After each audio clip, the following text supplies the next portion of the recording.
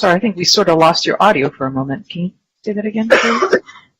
Okay, I'm sorry. I'd like to call to order the special meeting for the Planning Commission on October 12th, 2022. If we can have a roll call.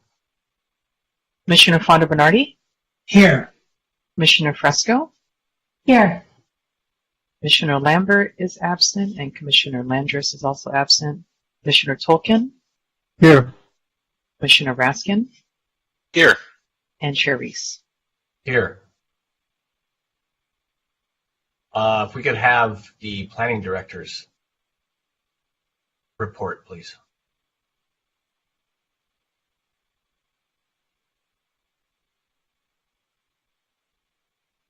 Good evening, Commission. Coming up at your next meeting, which is a week from tonight on October 19th, more discussion on the housing element implementation red lines, a study session on objective design standards, and then also a study session on the ADU handbook. That's next week. And then in November 2nd, again, more discussion on the housing element red lines, and then a major modification in CUP for a project at 2668 2nd Street. City Council actions. Last night, Council accomplished a lot in a relatively short period of time. We were out of there by 10:30, which was amazing. But the main event was, of course, the housing element adoption. The goal was, of course, to get it adopted so we could submit to HCD, which has already been transmitted to them, and then hope for their final approval before the 15th. But again, it was great work by staff. They did a similar presentation to what they did for the Planning Commission a few weeks ago. Very well received. A few questions from council, but really all in all, it went very well. I think there were only a couple of speakers. So again, just great work by Jing and the housing element team. And then, of course, now the work is not complete. They're here tonight to get to work right away on the red lines. So a lot of work still to come on that, but great progress so far. Last night, the council also approved IZO extension for the private outdoor dining space. And then they did a permanent ordinance adoption for the economic recovery ordinances for those IZOs that were put into effect during COVID.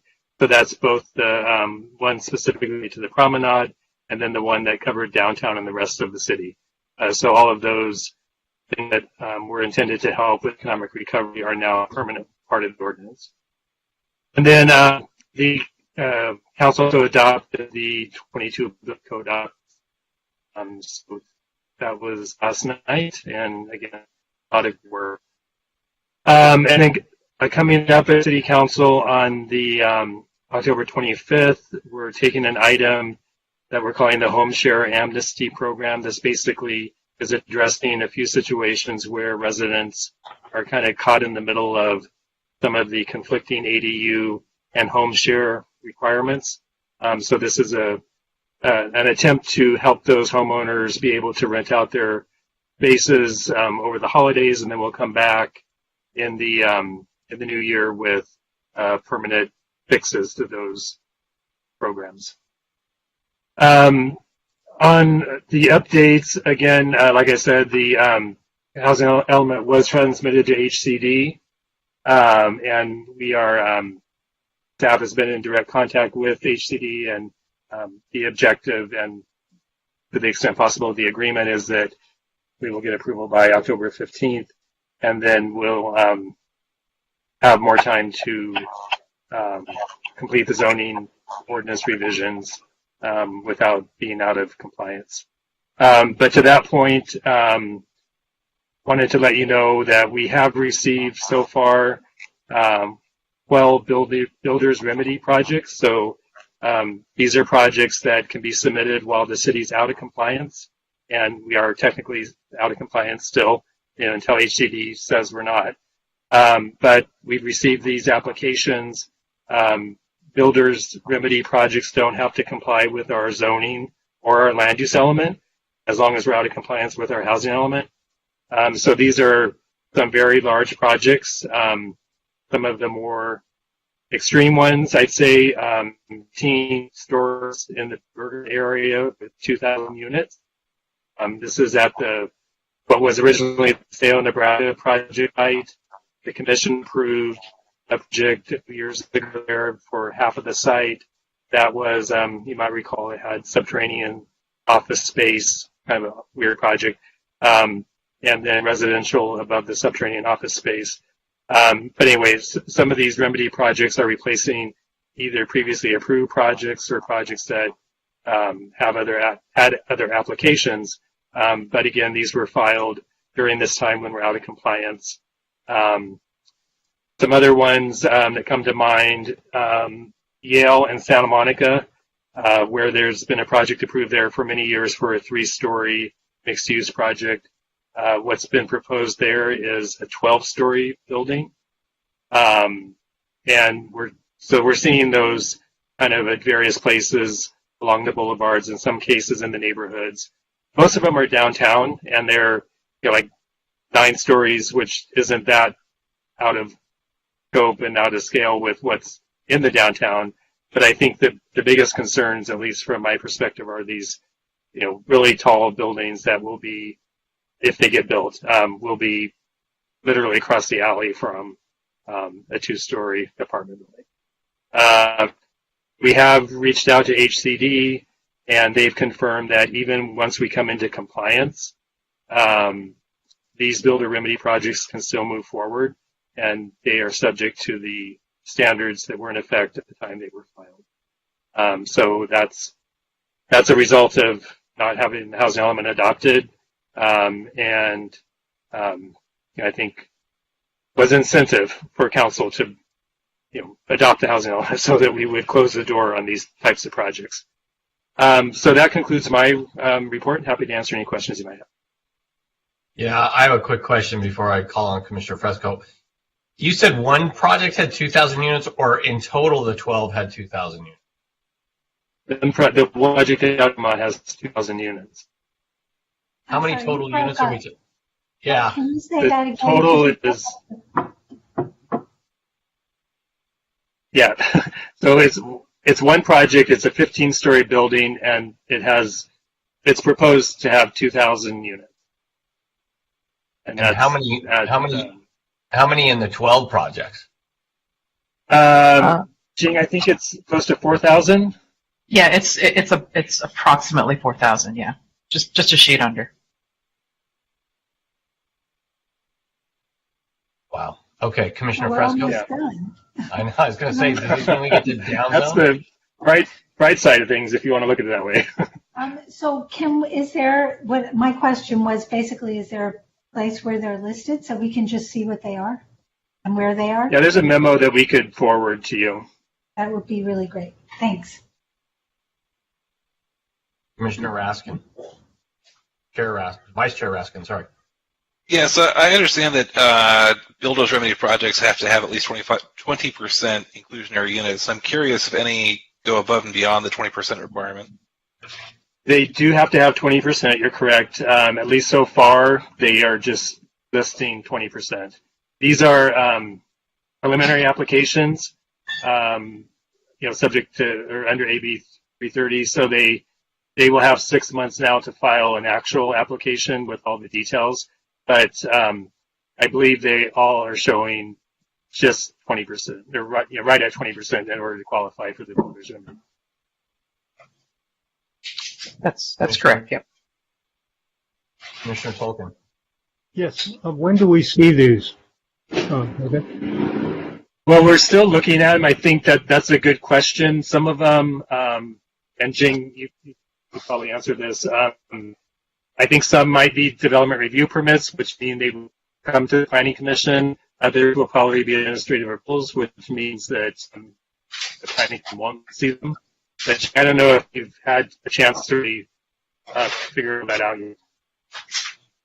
No, I think it's something we're still definitely reviewing in terms of what the appropriate review process is, because there's overlapping state laws that might affect the review process. So I don't think, we can say for certain, what comes to the commission, what does not, what the process is.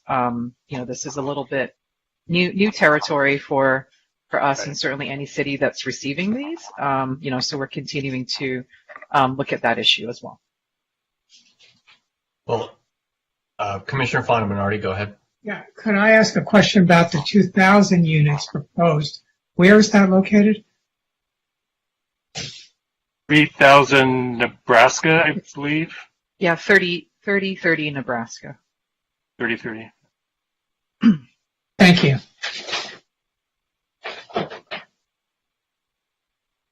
And when you're doing your review, when you guys come back to us, 'cause what question I have is if they don't have to live by our zoning code or land use, what review would we have? What authority do we end up having?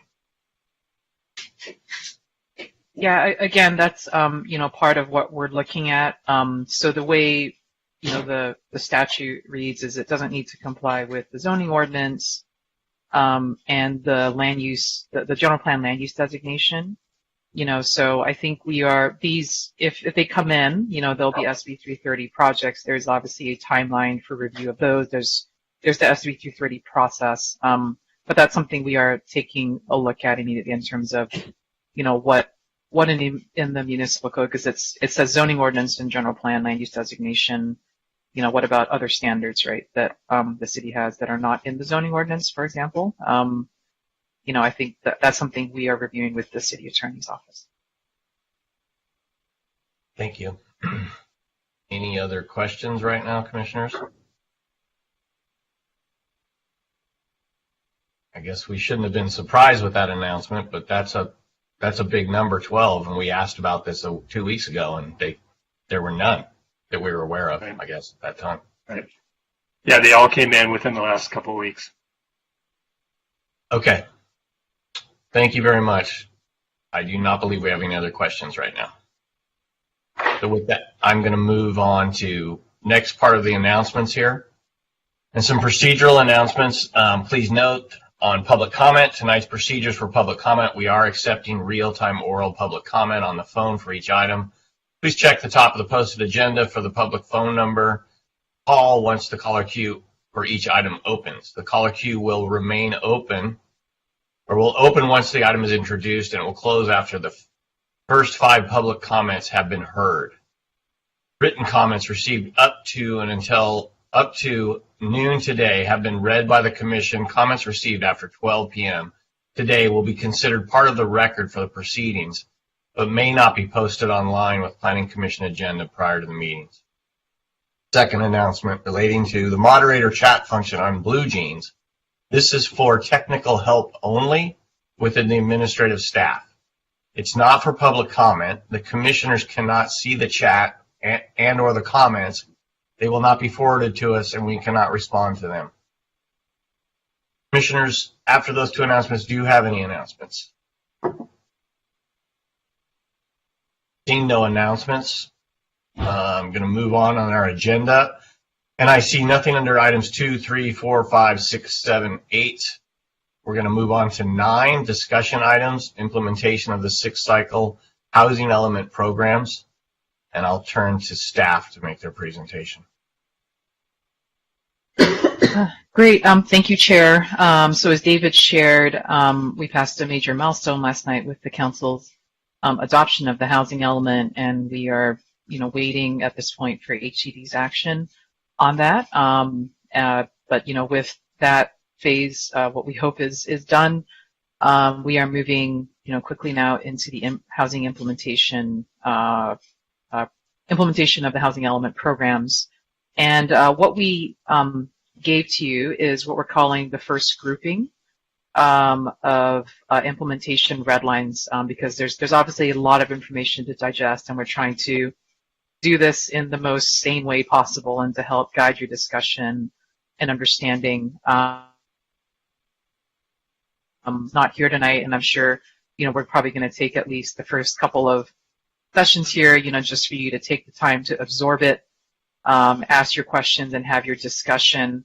I think what we would hope is, we group these together to try and give some form to the red lines, and that's per the schedule that is in the staff report, and we're hoping at the end of each grouping, we're able to receive, some direction, some sense of the commission, as to your feedback on these red lines. I think all that is to say is, if you didn't get through all of them, no need to panic. We're deliberately sort of, scaling these over multiple meetings, to give you the opportunity to have a lot of time and to give the community time to also review it and provide comments, and we can even return back, once you sort of had a first pass at it, to come back and look at it. But again, the idea is to try and, get through each grouping, come back with some direction so that it just, helps us move the ball forward. And certainly, if there's concerns about that approach, or, you think there might, as we do this and we kind of figure out there might be a better way, we're certainly open to doing that as well. But that's, just giving you information as to how we've tried to organize this discussion, and we're sort of working towards, January, as a target time frame to be able to have a formal recommendation to the City Council on these implementation red lines. So with that explanation, Ross, if you could fire up the presentation, thank you. You can go on to tonight's agenda. So the housing element program implementation, it's sort of, it's not just the zoning ordinance. There are amendments to the land use and circulation element for consistency with the changes that are contemplated in the housing element programs. The Bergamot area plan and the downtown community plan, those are the two, other specific plans, that were completed subsequent to the loose. And then the zoning ordinance obviously has the lion's share of the changes. The focus of tonight is on sort of the first grouping, and it's actually a subset even of that group one. Tonight we'll be looking at the definition of a housing project, the multiple unit dwelling project requirements, development standards, and this includes the heightened FAR rezoning in addition to the standards review of standards that were have been raised throughout the process as potential barriers to housing, and these are standards that have come up again throughout the process and that staff looked at and explored in response to some of the comments that have been raised. And again tonight we suspect be questions and whatever feedback and discussion you have on this first pass at the red lines. Next slide.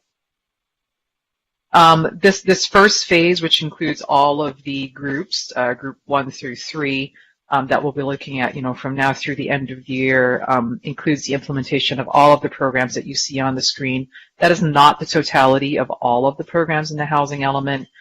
These are the ones that sort of, rise to the top in terms of the ones that are most relevant to housing production.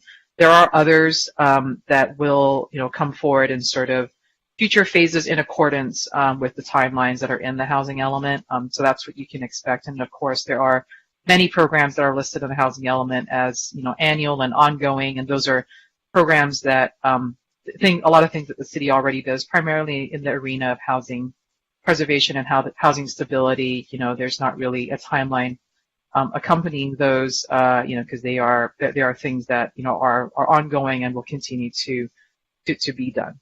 Next slide. This again, this is in your staff report, and you can see here the grouping of the different programs. You can see that are in the bold, that indicate which housing element programs are being implemented, and then the associated implementation red lines that are related to that. So you can see this first grouping, we're looking at programs 1F, 1J, 2C, 2D, and 4A, which are, the development standards, rezoning, affordable housing production program, density bonus, and allowing housing as a permitted use in areas where it previously wasn't in the city. And it's across 3 dates. You can see there that I've added, this, as we were doing this, we're like, wow, it's actually a lot of topics. So, I think we will be reaching out to the commission, maybe to add another special meeting. Just we're going to kind of see how this goes, and decide from there, whether we need to poll for an additional meeting for this first group. And you can see the grouping of stuff there, and then you'll get another batch of red lines before your November 16th meeting. Again, on the next grouping of topics, and you can see group 3, anticipated to begin sort of in the month of December. So if that all makes sense, we will jump into the sort of, subset of this first grouping, starting with the definition of a housing project, and also permitting housing as a land use. So next slide. This is a definition of a housing project, and this is probably quite familiar to you. This is a definition taken from the Housing Accountability Act. And I do want to note here, this is that there is another definition for a housing project that is related to the streamlining. That's not what we're discussing in this first group. That'll be in the second group. This is basically, which projects qualify for the special standards, FAR and height, that are associated with housing projects. You see in the red lines that there are actually 2 tables. We split the development standards in each zone to 2 different tables. So there's housing projects, and then there's non-housing projects.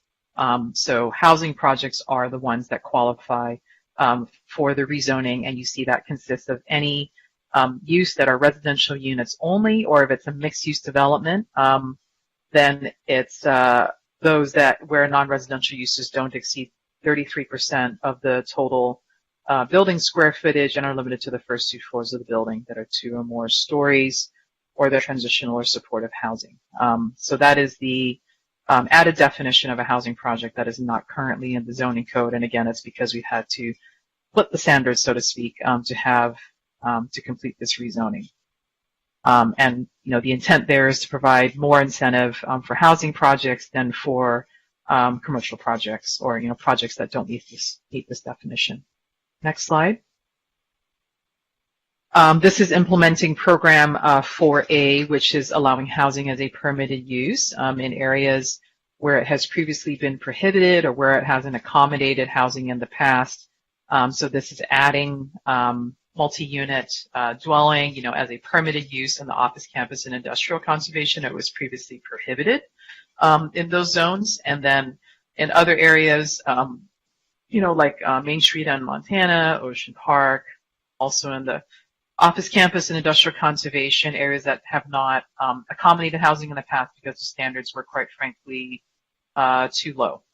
It was not able to accommodate housing, so it never really occurred there. Next slide. Next chunk is the development standards, and this is focused on height and FAR. Next slide. This is a table that is consistent with what is adopted in the housing element. And what we've shown here is actually just to provide you a comparison of how it compares to what is existing in the zoning code for Tier 1 and Tier 2 projects. Of course, with this rezoning, the tier system is being removed for housing projects. So you can see on the right-hand side, the blue columns, that shows what the revised proposed FAR and height would be, and that aligns with what has been published in the housing element programs for Program 1J in the housing element. And it probably makes, and just highlighted in red there are the IC and OC zones where housing was previously not allowed. So those are brand new standards for housing projects. The next slide shows just a map, sort of the geographic distribution of this height and FAR, and this was with Planning Commission's prior direction, the discussions that we've had with you about this. I think the last time we talked about it was in June. And, this is considering, obviously overall capacity and demonstrating how we accommodate the RENA and, particularly our affordable housing application, but also accounting for AFFH and ensuring that, housing is dispersed, throughout the city. And so you can see that, that this is sort of color coded, showing the dark blue is where the highest standards are located, and then as it gets to the greens and the yellows, those are sort of the lesser standards. But pretty much you can see in the table that pretty much every zone in the city is experiencing some level of rezoning. And when I say every zone, I mean the commercial zones.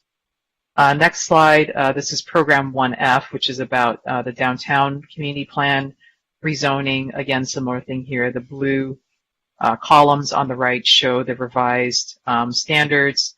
Downtown is where we must retain the tier system because of SB 330's prohibition on downzoning, essentially. We're not allowed to reduce the intensity of land use across zones. So you can see there, Tier 1 has been increased across the board to a minimum 2.75 FAR and a 60-foot height. And so Tier 2 and Tier 3 had to follow, to be increased where it was appropriate to provide that increase across tiers. And again, the following slide shows the map of the distribution of height and FAR in the DCP area. And you can see there that the transit adjacent zone, which was formerly, the only zone with the 4.0 and 84 feet, now has transferred over to the neighborhood village zone. So you can see that a new Tier 3 has been created for the neighborhood village area, and then most on the edges, on Wilshire and Lincoln, 3.0 and 65 feet, and then within sort of the rest of the core on the promenade and along 2nd Street, 3.5 and 70 feet. Again, this is for Tier 2, and then Tier 3 is really that transit adjacent and the NV zone in the middle of downtown. Moving on now to the Bergamot area plan rezoning, and this was a subject of much discussion previously by the Planning Commission. Again, on the right, showing the blue column is the revised standards. The Bergamot area plan is an area where housing really, has really struggled to take off. The standards are just, besides just the standards in the plan being a little, difficult to understand. We've certainly heard repeatedly from applicants that the FARs and the requirements, just didn't make it possible to pursue housing projects in the area. So there's a pretty substantial rezoning happening in the Bergamot area plan. You can see that, mostly it's 3.25 or 4.0 FAR in the conservation creative sector, the CCS zone, and the conservation arts center. Those are where the lowest FARs are, which makes sense, given there's sort of the art center being, around the expo station and a very large parcel, obviously, that's owned by the city, and then the CCS zone being more of a transition area. And the next slide shows the map of the height and FAR for Bergamot, and this was in accordance or in alignment with the Planning Commission's recommendation, and that the council's concurrence on that, that portion of the mixed-use creative zone on the north and the south, being 3.25, 70 feet, but the 4.0 and 84 feet expanding from beyond just the Bergamot Transit Village to, some areas of the MUC zone. And so that's all of that dark blue area.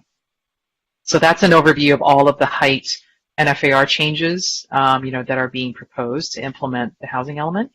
We're now moving on to the multiple unit dwelling requirements. So this is a brand new section in the zoning code under that sort of umbrella of standards for specific uses. And these are essentially were created because of the elimination of tiers, and also, what particular standards are most important to apply to all multiple unit dwelling projects across the city. But you can see it's a little bit more nuanced, than just like, you do 2 units and all of a sudden you have all of these things applied to you. So it's in the code section 931195, and it is applicable to all projects that propose 2 or more dwelling units. But you can see that the unit mix requirement, which we'll get to in just a moment, that would apply to projects of only 50 units or more. There are also augmented TDM requirements, and those would be apply only to projects of 60 units or more, which is in alignment with the existing TDM or the base TDM ordinance. The air quality assessment, and you can see the map there, that's what that is showing. This is based on the EIR analysis of areas of the city, parcels that are in this area, in this cone. If you're proposing a multiple unit dwelling project, they would be required to conduct those air quality assessments for the housing project. And then in all cases, the replacement requirements pursuant to SB 330, if applicable, would also apply. So you can see the global requirement is the air quality assessment and the replacement requirements. And then, for the unit mix and the TDM, it depends on the number of units that are in the project. Next slide. This one is just focusing on the unit mix requirement that would apply to multiple unit dwellings. So you can see that base requirement citywide, and this applies to also Tier 1 projects in downtown, to be clear. So this would be, and this is modified from what is existing. You can see in italics what is currently in the code. So, we heard some of those comments, and, we're proposing some, reduction in what are our current requirements to be responsive to some of the comments that have been received about unit mix. So you can see for studios, that remains at no more than 15%. And for 2 bedrooms, that's lowered from a minimum of 20 to at least 10%. And 3 bedrooms for currently, minimum of 15%, that's been lowered to 5%. And that's taking into account, again, the elimination of tiers. So this would apply to, all these multiple unit dwelling projects of at least 50 units. In the downtown, downtown has, again, the only place where we retain the tier structure. So for Tier 2 and Tier 3 projects in the downtown only, you can see that those unit mix requirements, get a little bit higher, but they're still lower than what is currently required in the DCP for Tier 2 and Tier 3 housing projects.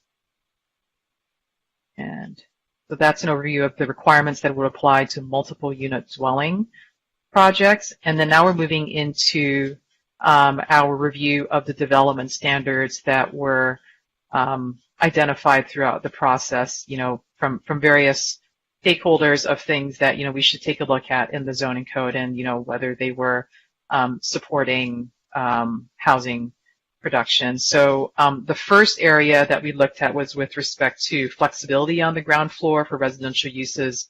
We've definitely heard a lot of calls for, more flexibility to do that, and, people, concerned of, projects being forced to put commercial uses or, active uses on the ground floor that, quite frankly, a lot of those spaces remain vacant, because they're not able to find someone to tenant that space. So you can see here that there are 2 areas where we made that change. So there's different requirements in the downtown versus in the rest of the city. In downtown, this really came down to, where do we require the active uses versus where we don't want to. And so the idea here is that the active ground floor uses would still be required in the Ocean transition and the Wilshire transition and the Lincoln transition, and in the Bayside conservation on the Promenade and 2nd and 4th Street, but there would be much more flexibility in the neighborhood village and the transit adjacent zone. So, geographically, that's sort of like the edges of downtown is where, you have a lot of the existing commercial activity already, on the ground floor, and it makes sense to continue that. And you can see, here's an illustration of that on the map there. The dots represent, the areas where, the red outline represents where the ground floor residential is not permitted, and the green area represents where you would have the flexibility to do that. So between, and more specifically, between 4th Court and 6th Court, north of Colorado, between the first 50 feet measured from the corner in both directions is where that flexibility. So essentially these like mid-block locations, and then west of 4th Court. So the dots there represent 50 feet from the corners in either direction is where, folks would have, the projects would have the flexibility for ground floor residential uses, and so it sort of retains those active uses on the corners. Going back to that slide, so this is then looking outside of the downtown in other commercial districts and the employment districts being the IC and the OC zones. For housing projects, there, residential would be allowed on the ground floor. So that requirement for active uses on the ground floor is proposed to be eliminated, and the only place that requirement would be retained is on Main Street and Montana Avenue, given the existing commercial character of those streets. So that's a pretty big change from what is in the code right now. And the only thing that would be required is pedestrian-oriented design, and it's not a hugely prescriptive requirement. I think it's sort of, well, I think, not these huge blank walls on the ground floor, and having, ensuring that buildings are oriented to pedestrians, that it is still an enjoyable experience for a pedestrian, even if it's residential on the ground floor.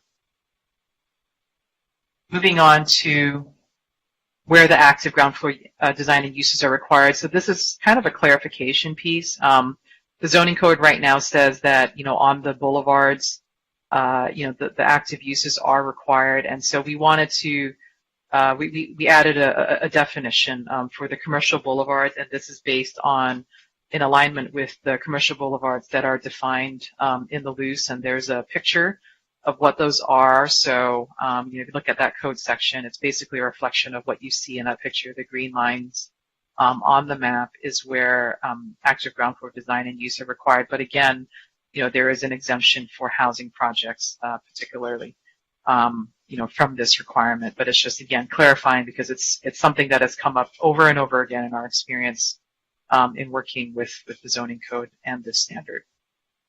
Next slide. Next slide is the next grouping of standards that were reviewed for their in terms of the relationship to housing projects.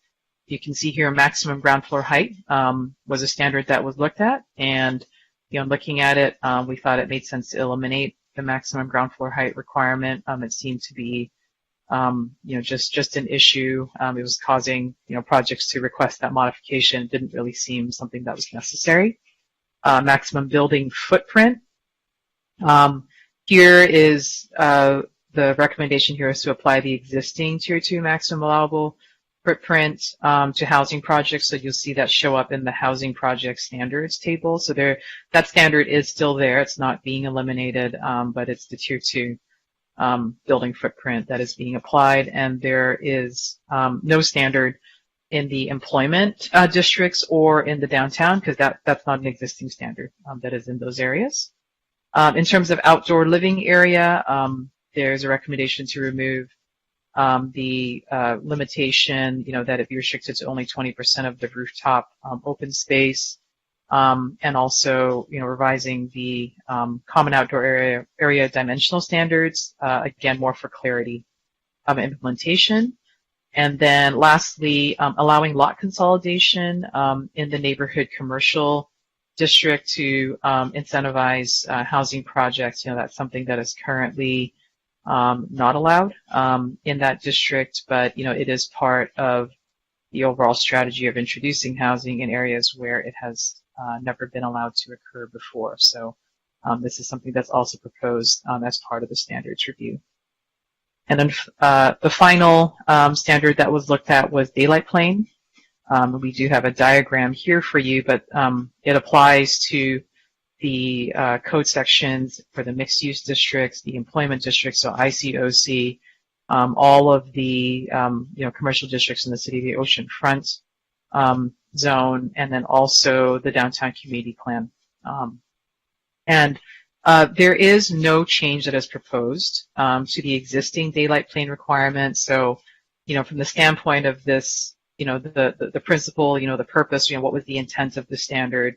It was intended to create a transition, for buildings on the boulevards, to that back right up onto a residential district. So, we felt it was important to retain the standard. However, in order to address, some of the comments that have been received, there is a new by right incentive and concession that is being proposed, and this is consistent with the Planning Commission's prior to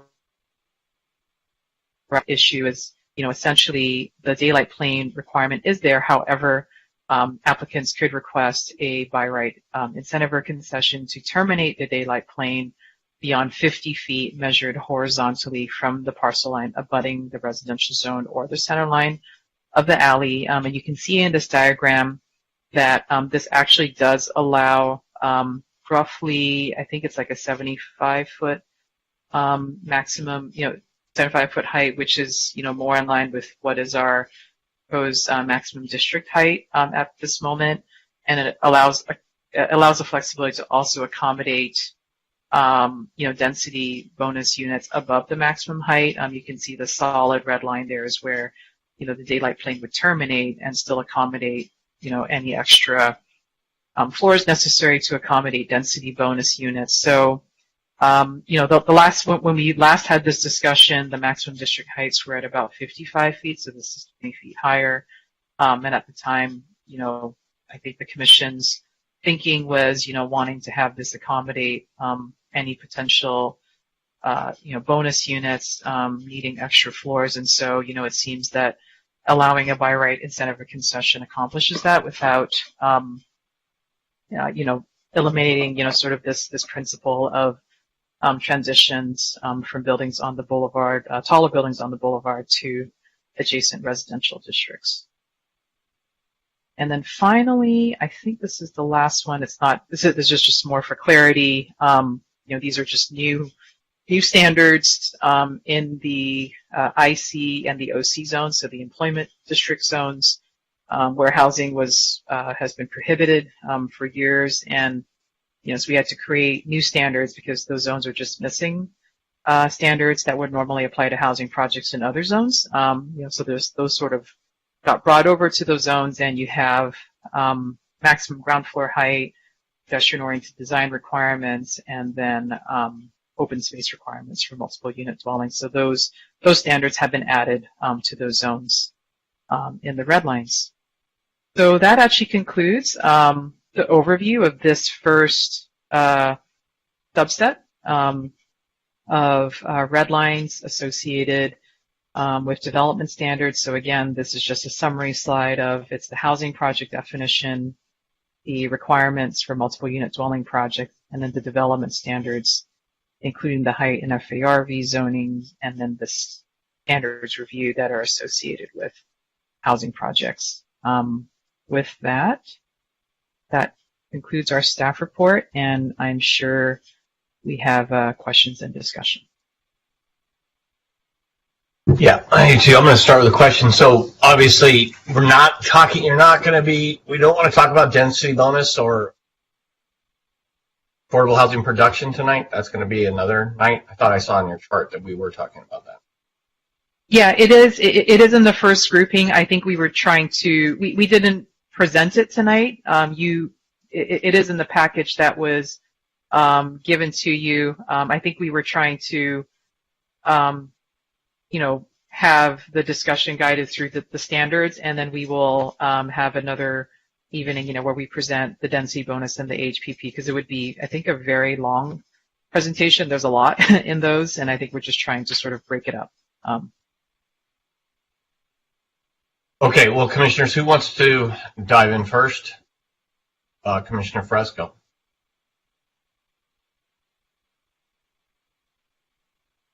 I just have a couple of kind of straightforward questions to begin with. We've gotten a few letters, and I also asked you on the phone yesterday, and I thought maybe you can explain the two different definitions of housing, one that's 33 and consistent with the state law, and then the other one for downtown that's 25%, and just explain why that's like that. And my understanding, and you can from what you said to me yesterday, was that the 25% is not a overall definition of a housing project, but is a threshold for a certain kind of review. And can you explain that so people will know that, and perhaps also clarify it in the words in the papers the next time we see them? Yeah. So the downtown community plan is its own, and it has actually quite a different application threshold, than the zoning code. So the housing definition in the downtown community plan has actually a dual purpose. One, it affords higher standards for housing projects, but it also provides a streamlined process. And so for that reason, that was something that the city council made a change. I think it was, only earlier this year, where it's still where they approved the 25% limitation for housing projects in the downtown. The reason it's lower than the 33% is because it's a local incentive, to provide that streamlined process where there's no public hearing for housing projects. So the council's position was, if we're going to provide that sort of incentive, it should be for projects that provide more housing. Now, that doesn't mean that that project is not, covered by the HAA. It most certainly is, but it was just the intent to ensure that the projects that qualify for that streamlined process provide more floor area for housing, than non-residential floor area. The other definition about the 33%, as I indicated, for the rest of the city outside of downtown, that was to create a definition, where do these standards apply? Because again, if you look at the red lines, there's two tables. There's, standards for non-housing projects and standards for housing projects, and which projects, receive those 3% projects. There'll be another definition that is in the second group, and by second I mean in November, when we talk about the streamline process, where there's a different percentage for that, that kind of aligns more with downtown. So basically what you're saying is that the 33% definition is in alignment with state law for what makes a housing project that is subject to streamlining according to state law. And the third 25% is a threshold for additional streamlining just in downtown. Do I get that right? Yeah, I wouldn't characterize the 33% as like a state law streamlining, because it's not really, the HA isn't really a streamlining process. It's really just gives protections, where the city cannot disapprove a housing project, unless you make certain findings, but it doesn't guarantee, no public hearing process, for example. I just wanted, because we've gotten so many messages about it, legality.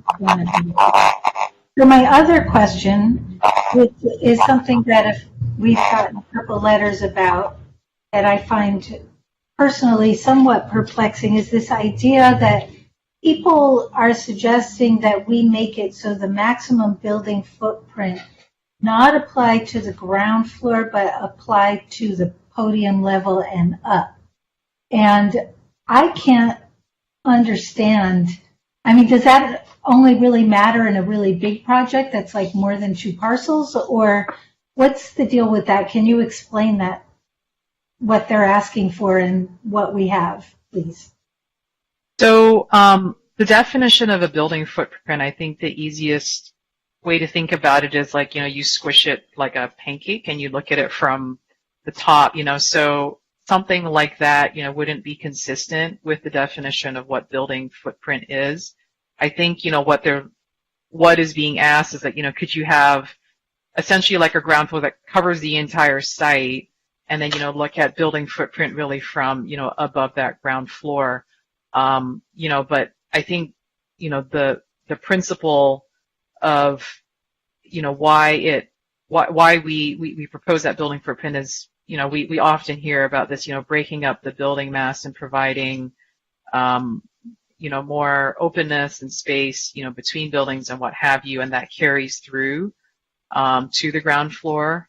So the proposal for just reducing the increasing the building footprint or just having it apply above the ground floor isn't something that staff would recommend. But that's the distinction in terms of what the comments might be saying. So then if we only applied it above the podium level, then we wouldn't be able to, for example, require setbacks or articulation or so forth on the ground floor, because they would be allowed to use the whole site. Is that right?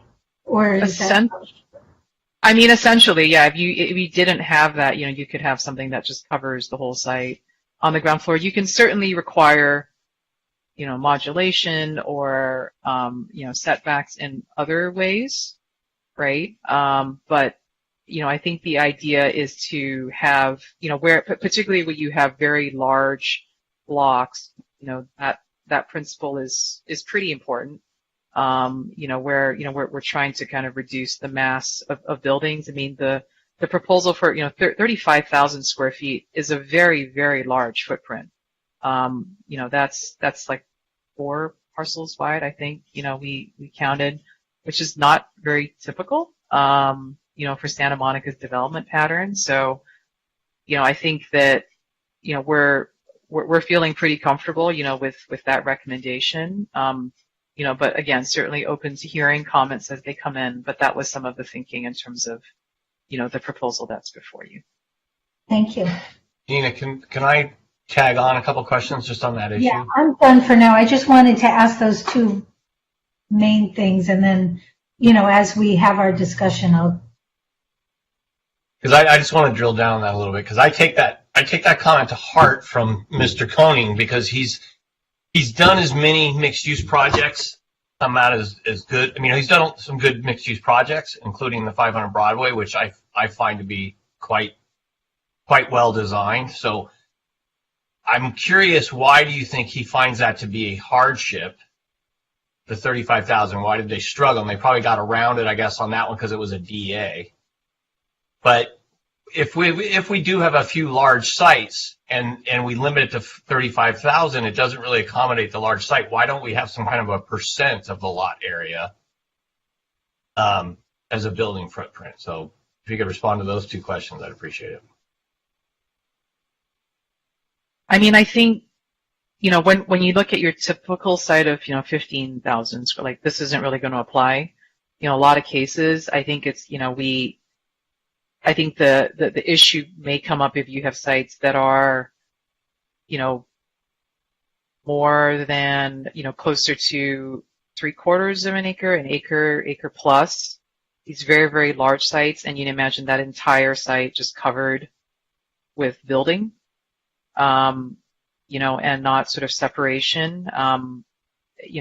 There are a handful of those kinds of sites, and that's where this principle is quite important, where you have a very large site and sort of breaking it up into different masses, the opportunity for, the creation of spaces between buildings, what that, how it relates to the street, what that experience is within the project, because again, I think like the 35,000 square feet is not a typical building footprint in Santa Monica, so we honestly have not come across this often, if ever, as a hardship in design, from the variety of projects that have been in review, for the many years that this requirement has been in effect, and it, maybe has only come up recently. I don't know the genesis of it, but it may be just, some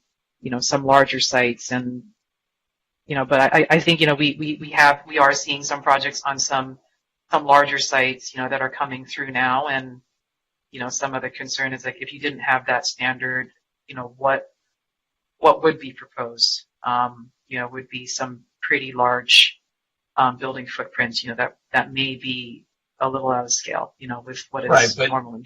it seems though on large sites that if we had something that was a percentage and or something that after every 50, 100 lineal feet there's a break in the building, something like that. And the concern I guess I would have is on those infrequent large sites, then they have to seek a variance or an incentive or something like that. And there's just not the flexibility in the code. I think that there's a lot of, if they choose to use the state density bonus law, there are multiple avenues in which, an applicant can request relief, whether through waivers, which are unlimited, or an incentive or a concession, that they qualify for.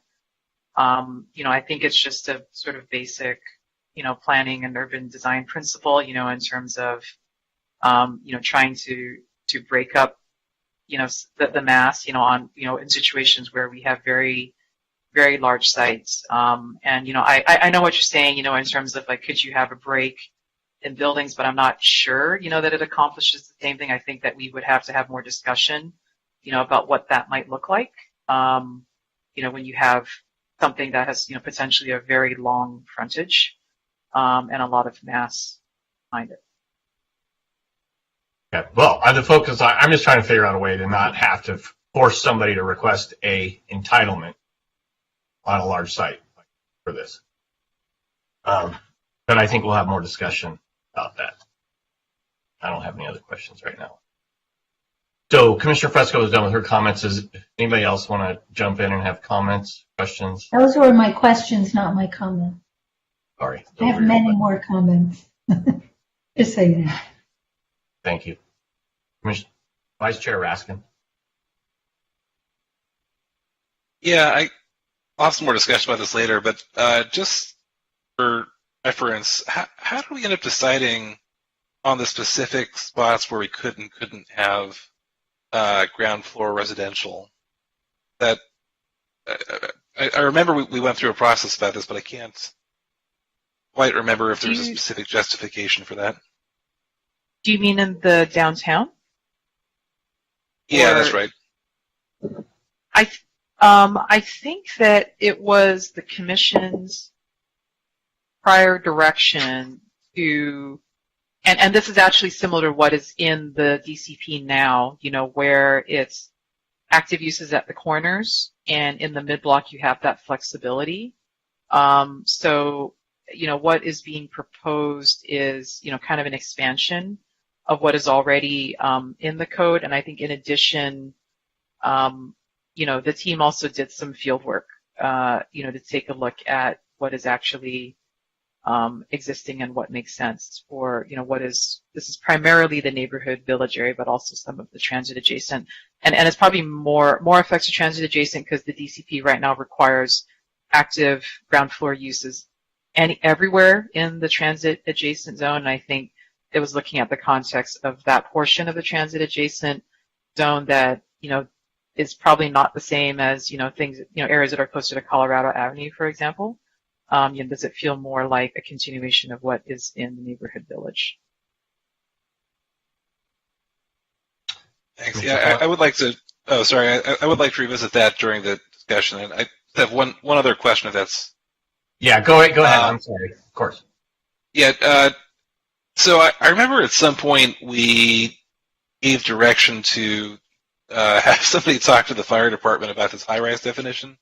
And if I remember correctly, I think that they said no dice. We're going to stick with our definition, our limit for the high-rises. And I was just curious if that's how things went, or if there have been further discussions with the fire department. There have been, and this actually came up at City Council last night, although I don't think Council, with the new building code update, and it didn't include, that particular change. There was comment about it, about the high-rise definition, given that the 2022 building code updates were coming forward. Council didn't direct staff to revisit that definition. And we have had more recent conversations with the fire department about it. It's really something, that it would need to be, that it really requires their concurrence. I think there's, we can certainly have a discussion about it, but it is absolutely, having to do with life safety and the capacity of Santa Monica's fire department to respond in an emergency situation. So it's really not, a small matter. It's something that's to be studied, and, if it is going to be changed, it's going to be done thoughtfully, but it's something that, we hear, it's being brought up over and over again, and, I'm sure that at some point, there will be the opportunity to take a look at it, but it impacts, the impacts are on, staffing and resources and equipment, and, really it's about, safety in the event of emergency, do they have the capability to respond? And these requirements are intended to make the building safer and to buy that time. Because I think it was born from experience in Northridge, where when that earthquake happened, there was no other help, right? Santa Monica was kind of on its own in that regard. So that was the genesis of these requirements. Got it. Thanks. Okay, Commissioner Fonda-Bernardi. I'd like to go back to the transit village and the 50-foot radius. And I noticed those corners that were eligible to that 50-foot radius did not extend to 7th Street and did not extend along the south end of the transit village. And was there some reason for that? My memory is escaping me. I don't know if anyone else on the team wants to take that one. I think it was existing conditions, but. Yeah, I mean, that's, yeah, sorry, go ahead, Boss. No, you can go, Rachel, it's fine. Yeah, I mean, we looked at all of the existing conditions and, kind of walked through all of those corners and all of the streets, and it was just a matter of like context and what we think would happen there, and it didn't make sense, to require these active ground floor commercial pockets in kind of this desert of allowed residential uses. Ross, do you want to add to that? No, yeah, that's correct. 7th Street has largely been already developed predominantly just with residential, so it didn't make sense. Those corners didn't make as much sense as the other ones identified, given the existing development patterns that we reviewed. Okay, thank you. Yep. Mr. Tolkien? You're muted, sir. Thank you. I had a couple of questions. Jane, I know you've probably told us this already, but what's the process that we're going to go through on this? Through these approvals on the red lines? You mean the process of the Planning Commission's review for the red lines? Exactly. Okay. Because I'm learning. Okay, yeah. So there is the schedule that is in your staff report. So there's the table in there, that lays out the schedule review. So I think I would say, conceptually speaking, between now and the end of the year, is really going to be a series of discussions by the Planning Commission on these implementation red lines, and it covers, the Luce, the Bergamot area plan. So this is the schedule.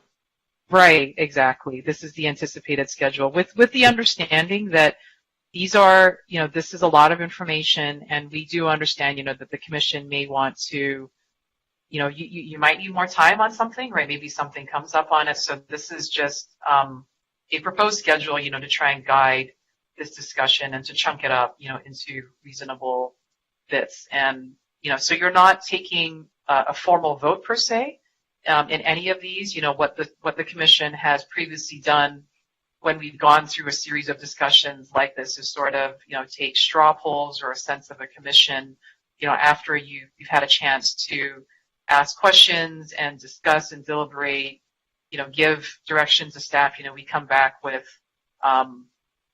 different options, as the case may be, to help you, to help the commission, come to, some sort of consensus. But your final vote, your actual recommendation to the city council, wouldn't come until we're targeting January, at this point, because it's sort of like the culmination of all of these collective discussions. Then, you have a vote on the recommendation, and but that's the general idea. And this schedule sort of lays out, how the topics are going to be organized.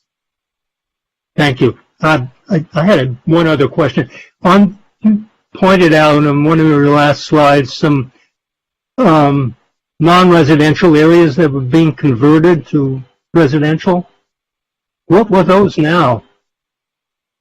Do you mean zones where housing was previously prohibited as a use? Is that what you mean? That's right. Yeah. Okay. Yeah. So those are two zones in the city: the industrial conservation zone and the office campus zone. And maybe if we can bring up that map. Slide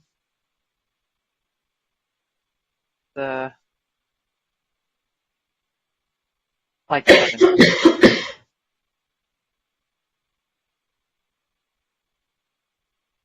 Yeah. Slide 7. I think that's got to go up a couple slides. There we go. Yeah. So the office campus, so that's like the purple areas. Uh-huh. You can see in the middle, right? Yeah, right there where the little arrow is right now. Kind of like around the freeway and Colorado. Like this is not precise. This is just sort of That's the office space near the airport at the top. Yeah, exactly. That's the business park. And then, oh, sorry. Go ahead. No, that's it. Oh, okay. Yeah. So it's like the purple circles, are where housing is currently prohibited. And what is being proposed is to permit it as a use.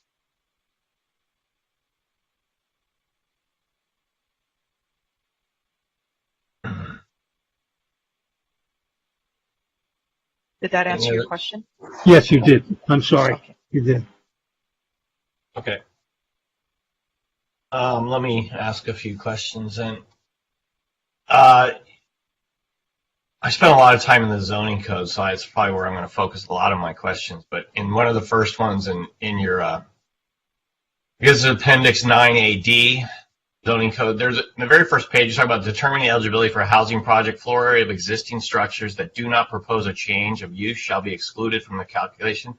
Can you talk to me a little bit about what this is trying to attack? Yeah, totally. So this is just being clear that, let's say I'll just use a simple example. Like you have a site and it's got an existing commercial building that maybe doesn't cover the whole site. So it's a small building with a big surface parking lot. And the property owner wants to retain that commercial use but build a housing project on it. What we would count towards, the definition of a housing project is the newly proposed floor area. So we would not account for that existing commercial building. In terms of accounting for the 33%, it would only count the new project, if you will, right? Yeah. So, okay. Does that make sense? Yeah, that makes sense to me. Thank you. Okay, another comment that I've seen come out about the transitional height that we're looking at. We have a we're set at 20 feet and then 45-degree angle. One commenter has pointed out, if we have adjacent properties that are zoned for higher heights, wouldn't it make more sense to have our 25 feet meet the minimum height or the maximum height of that zone, or minimum height, I guess it is, of that zone, to really be fair, I guess? Because, if I have a site and I have to go up 25 feet and then go back at 45 feet, but the guy next to me is allowed 40 feet or 35 feet, it seems like I'm being penalized and I'm not it's not really accommodating. Yeah, I mean, that sounds reasonable. I guess we'll do some more analysis on that. I don't know off the top of my head how much variation we have, because, the R2s, in terms of the residential zones that are adjacent to commercial, R2 is probably the most predominant along the boulevards, but I'm sure there may be instances where there's R3 and R4, for example. Yeah, that might be higher. It's something we'll take a look at. That doesn't sound totally unreasonable, Okay. you know, in terms of scaling in that manner. Then looking at the R2 development standards, and I'm seeing the limitation of 4 units total there. This is still This is preventing density bonus in the R2 still, right? Not really, no. Because state density bonus law actually allows, you know, where there's an inconsistency between the zoning code and the land use element. And the land use element, you know, has a density of, I think it's 29 units per acre. I want to say, right? Yeah. Yes. So, you know, if you have a project using state density bonus law, state density bonus law says that, you know, whichever of the two, you know, if there's an inconsistency, the greater prevails. You know, so in that situation, the density cap actually wouldn't be applicable. And that project, you know, could apply that 29 units per acre to the site. And as long as the project, you know, had a base of more than 5 units, they would be eligible for state density bonus. Okay, because I mean, I forgot about that, the inconsistency issue that they have. But is there a way to footnote this or note this, that this is still allowed? Because it seems like a prohibition when I first read it, unless you really know the density bonus law. You could pass over that. I can actually chime in. In that section on the right-hand corner under additional regulations, we did add that footnote saying for projects eligible for density bonus, see section 9 point. So it is referring them to the inconsistency when you need to calculate your base density. So we did try to alert people to that as best we could. I'm sorry, I did not notice that note. That is exactly what I was looking for. So no problem. Embarrassing, and thank you. No problem. There is under table 9.08.030, we have development standards under A, and I guess this would be A1F. I don't know if I'm reading this right, and this is obviously a nitpick here, but it says beach rear yard setbacks 15 feet on parcels 100 feet or less in depth, and 55 feet for parcels over 100 feet. Did we really mean the 55? That just read odd to me. That definitely looks potentially like an error. Okay. I think it's not a big deal. I just want to point it out that maybe you should take a quick look at that. Thank you. We will. I'll take note of that. Okay. Bear with me as I'm going down my list. I'm still looking at my questions. Another big one I have is why have we excluded so much of the area west of 4th Street for residential on the ground floor? I thought the commission was pretty unified on trying to expand that in as many places as possible. This is again in the downtown, right? Correct. I think that has to do with existing uses. Yes, again, right, that is, yeah. I mean, again, the 4th East is a very heavily, one of our largest, like, commercial corridor. We wanted to keep that active pedestrian commercial uses on the ground floor because when we looked at the context, there was a lot of active ground floor commercial along 4th Street. Yeah, we still run it. Okay, well, we'll talk about that more, I guess, because I'm still not totally comfortable with excluding that much of the area. Hold on, I have a couple of others here. And I think what might be helpful for the commission, too, is if you trigger some of our thoughts by going through your slides. I think even your last slide, you had a list of things that you had kind of an overview. Bring that up, yep. And actually, we will endeavor to get this presentation posted to the agenda, actually. Okay. And while people are thinking about that, another one I come across was brought up to us in comments is the FARs. I mean, we've seen 2 letters. We've seen 3 letters, 2 asking for down zones of Montana, Main Street because of character, out of character and scale. And I think the answer on that question really is we're committed now with the housing element. We can't do that. We can't do down zoning. I just want to get that in the public discussion. That is correct. The housing element includes, the FAR and height tables for every zone, that is subject to rezoning. So that's one.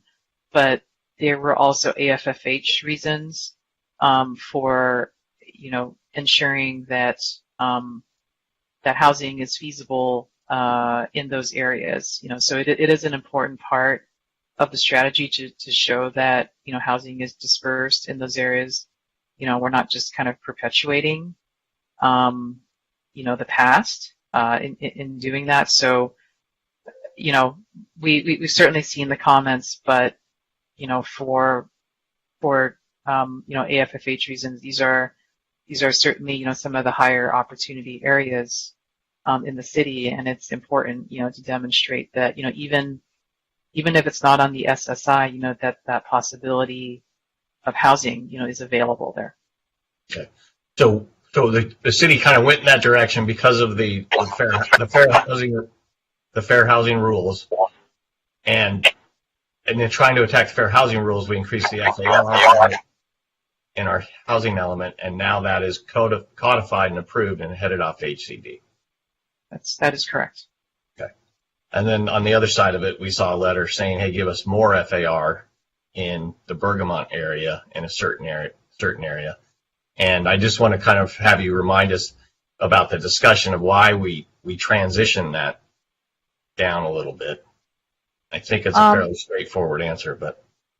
Yeah, I think, that is, right adjacent to basically the R2 zone, residential properties immediately north of the Bergamot area plan, area. So, given that we were going from, some very high intensity, in terms of 4.0 and 84 feet, it made a lot of sense to transition down, to those existing R2 zoned areas where there's a lot of existing residential developments, and the proposed upzoning, for that, the CCS zone, it was formerly 1.5, so it's a pretty substantial increase, 2.5 and 55 feet. But we felt it was important. I think it was part of the commission's discussion, right, in terms of having, the highest intensity development potential sort of in the core of the Bergamot plan, and have it sort of, be more transitioned towards the edges because of the surrounding residential context. Yeah, that's kind of my memory too, but I just wanted to make sure that I was thinking about that correctly. Harping a little bit on ground floor residential, and I apologize, I'm kind of all over, but I'm just going through the red lines here and pulling up my notes. But if and when we get residential on the ground floor and we're asking for private open space, and if we have them fronting on streets, how are we envisioning getting the private open space on kind of commercial boulevards? Is that patios on the front, stepping the buildings back? Or, because I guess one of the commenters highlighted that that's going to be a concern. Yeah, that's an interesting point. I can think of, I guess, one example, in the city where we do have ground floor patios. It's the project actually at 26 in Santa Monica. And there's ground floor patios, that are actually on Santa Monica Boulevard. So that is an example, of how that might work. But, it's a good point. I think it's, certainly something we can take a look at. I think the idea of having, patios facing a commercial boulevard, is not necessarily a terrible idea, but, I think we're certainly open to hearing, thoughts about alternatives, that might achieve a similar thing, or maybe some flexibility with respect to those sorts of ground floor units. Yeah, because my vision of that 26th Street project is that they have those balconies, but then they've fenced them in for protection, and so there's really not much porosity in that area. So I'm not sure that works perfectly. But But I do think we're going to need to have residential on the ground floor, so we got to think that through a little bit better. It's a fair point. And then another one that was raised was about if you have a side yard along an alley, can you measure from the center line? And I guess the question I would have for you, if I have a rear yard, can you help me out with what's a typical rear yard along a commercial? And do I get to measure from the half alley? Well, actually, we don't have setback requirements for commercially zoned property. You know, the requirement for setbacks is for residential, and in residential zones, the setback is taken from the center line. I hope I'm not misspeaking, but it is taken from the center line of the alley. You know, where there is an alley, it's typically like 15 feet, generally speaking. You know, so. You'll be like 5 feet from the rear parcel line. But for commercial projects, unless you're like a residential zone transition, right? You want to speak to that? Yeah. Yeah, there is a minimum interior side and rear when your commercial parcel abuts residential. It would be 10 feet. The interior side would be just from the parcel line, but the rear could be measured from center line of alley if there is an alley. So in a very unusual situation, and you get a side yard along an alley, then we're going to end up with a bigger yard for a side yard than a rear yard. And I don't think it's going to be very typical, but I want you to kind of think about, would that make sense? Because it would cut into buildable area.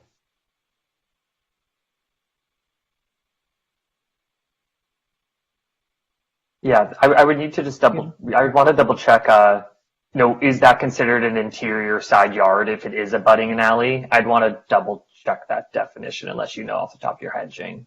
Yeah, because I'd have to look it up. There's like interior side and then there's like street side, but I don't know if that's I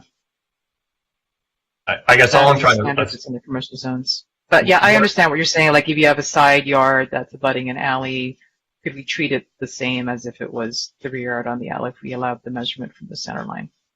Well, I guess then what I'm just saying is it shouldn't be, I don't think, it doesn't make a lot of sense to have a bigger side yard imposed than a rear yard. So if you measure it 10 feet from the center line of the side yard requires 10 feet. If you measure that from the center line of the alley, you're going to have no setback at all. But it just seems that there should be consistency that it's 5 feet from that back alley. I mean, I'm looking at the standard actually. It says minimum interior side and rear, and I'm not, like something next to an alley, I'm not sure that would be defined as an interior side, but we'll take a look at that because normally an interior side would be where you have like an immediately abutting property.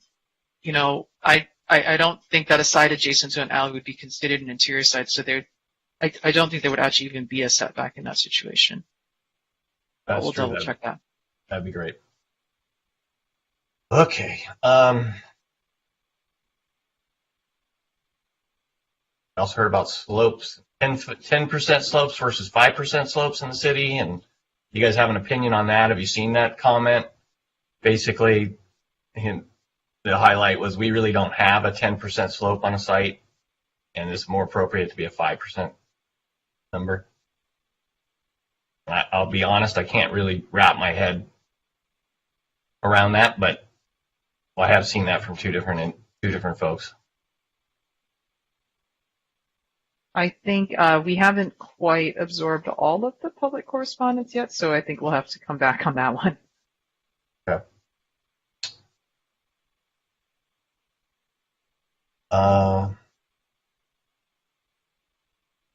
Hold on.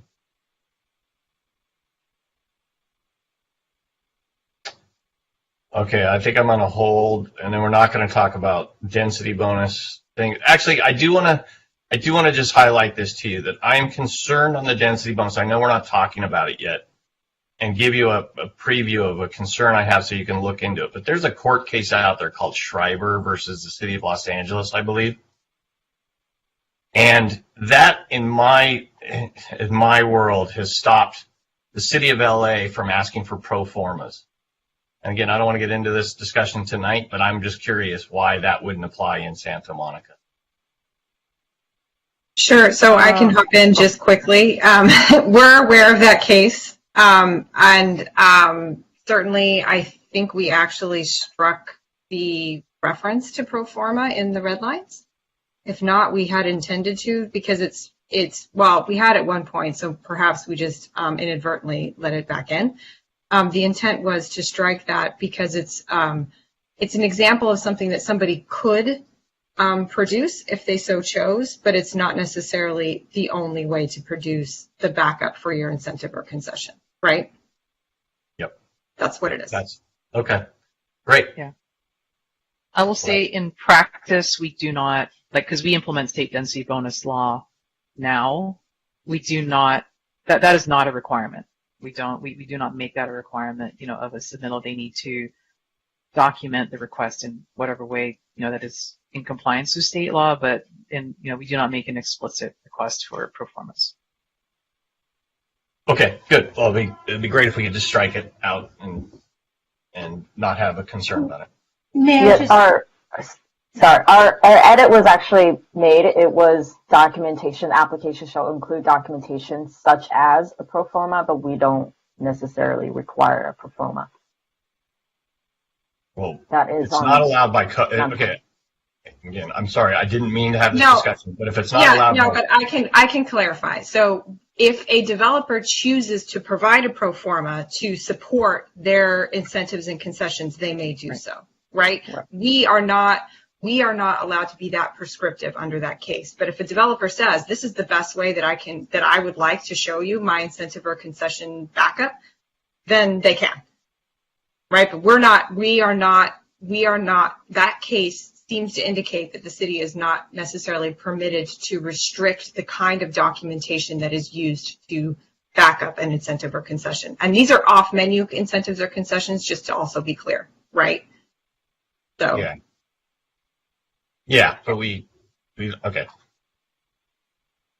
We can look at the language just to make sure there isn't any confusion, but the intent of that edit is to say that whatever you like, basically under the law, whatever you think is necessary to support it, that's up to the developer's discretion. The city is not going to prescribe a pro forma, but we're not going to turn one away if it came in the door. If that makes sense. Okay, I hear what you're saying. I think we can word it slightly more clearly. So with that, I think I'm going to put a pin in my comments right now. And if you could put that slide up that you had up there just a little while ago, and maybe we see if we have any other. Yeah, the final slide. Yeah.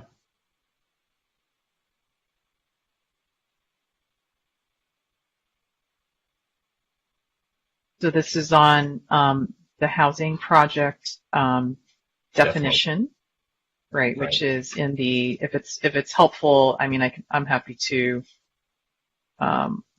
walk the commission. So that I think we talked about the rules for measurement, which is on the first page of the zoning red lines, and then the definition of a housing project is actually somewhere in the middle. And just to beat that housing project definition horse just a little bit further, what you're saying to us is the definition in the downtown that requires 25% is only is to qualify for a city-sponsored streamlining. If you do that, you still are entitled to all of the benefits of the Housing Accountability Act. That is correct. So I think that should give people some comfort out there that's not a dramatic change, and I guess they'll let us know if they think that still is. Right. And just for the commission's benefit, it's on page 103 of your PDF of the zoning red lines that has the housing project definition. And that's on the screen as well. Can we hear from the public now?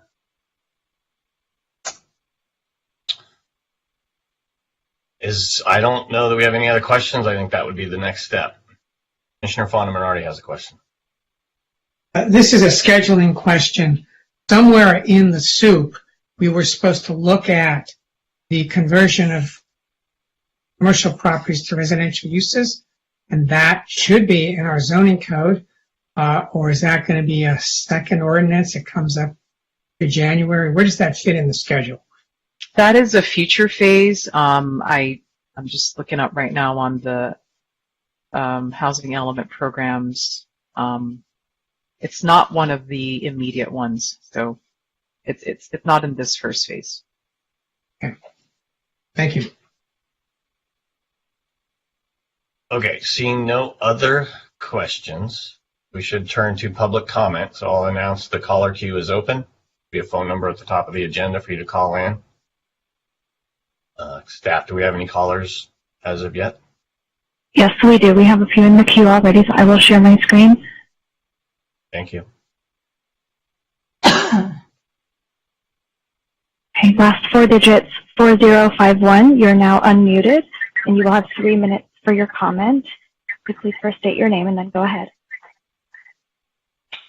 Yes, this is Teresa Marasco. Good evening, commissioners, and those of you who are in attendance from the Planning Division.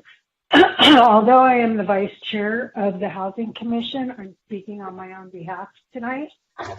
And I just wanted to state that I think it's very important that the Planning Division include the Housing Commission on any of the red line revisions with regard to all the subsets, but especially with regard to AHHP and AFFH, and any of the other components that are directly related to the mission and purview of the Housing Commission.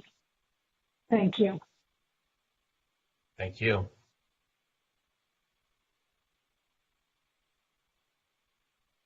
Next caller.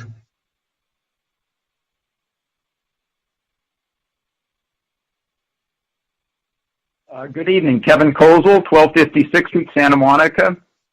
I'm speaking tonight on behalf of Stanford and Nebraska Properties Limited, the owner of 2 properties in the conservation creative sector of the Bergamot area, 1757 Stanford and 1716 Berkeley. Currently, these 2 sites are improved with a warehouse and a parking lot. Our client is considering future uses and is open to mixed-use housing development provided it is economically viable. The red lines before you tonight suggest upzoning the CCS district to 2.5 FAR and 55 feet for housing projects. We're requesting that you consider a further upzoning, not of the entire CCS district, but just a portion of it. As Chair Reese pointed out in some questioning, the Commission has focused the highest densities and heights along major streets and then steps down into residential districts that are approaching. That's exactly what we're proposing here. For example, in the MUC district below Stanford, the proposed FAR and heights step down from 4.0 and 84 feet along Nebraska to 3.25 and 70 feet north of the line of Pennsylvania Avenue. We're suggesting a similar hybrid approach be taken in the CCS district where our clients' properties are located. So between Stanford and Berkeley streets, adjacent to Nebraska, you could upzone to 4.0, 84, and then step down north of Pennsylvania. Alternatively, you could upzone to maybe 3.25 and 70 feet in this area and then step down. And again, what we're proposing is just an area, the kind of the core of the CCS, so that there's still portions of the CCS that go downward to the residential zones. So in terms of the positive impact this upzoning will have, our client engaged Michael Falonis Architects to run some basic pro formas on the Stanford site, which is about 1.25 acres in size. With the 2.5 FAR, he believes you could get upwards of 278 units. At a 4.0 FAR, you could get up to 464 units. And if you went to the in-between 3.25 FAR, you could get upwards of 371 units. So we think this is very advantageous. This is a large site. Our client is looking at doing a mixed-use housing project there. So our proposal to increase the maximum density and height would meet the city's objectives to maximize housing production and focus the development of new housing in areas close to transit without displacing existing residents and still leave a buffer in the CCS as it goes down into the adjacent R2 zones. Thank you for considering our proposal. Thank you.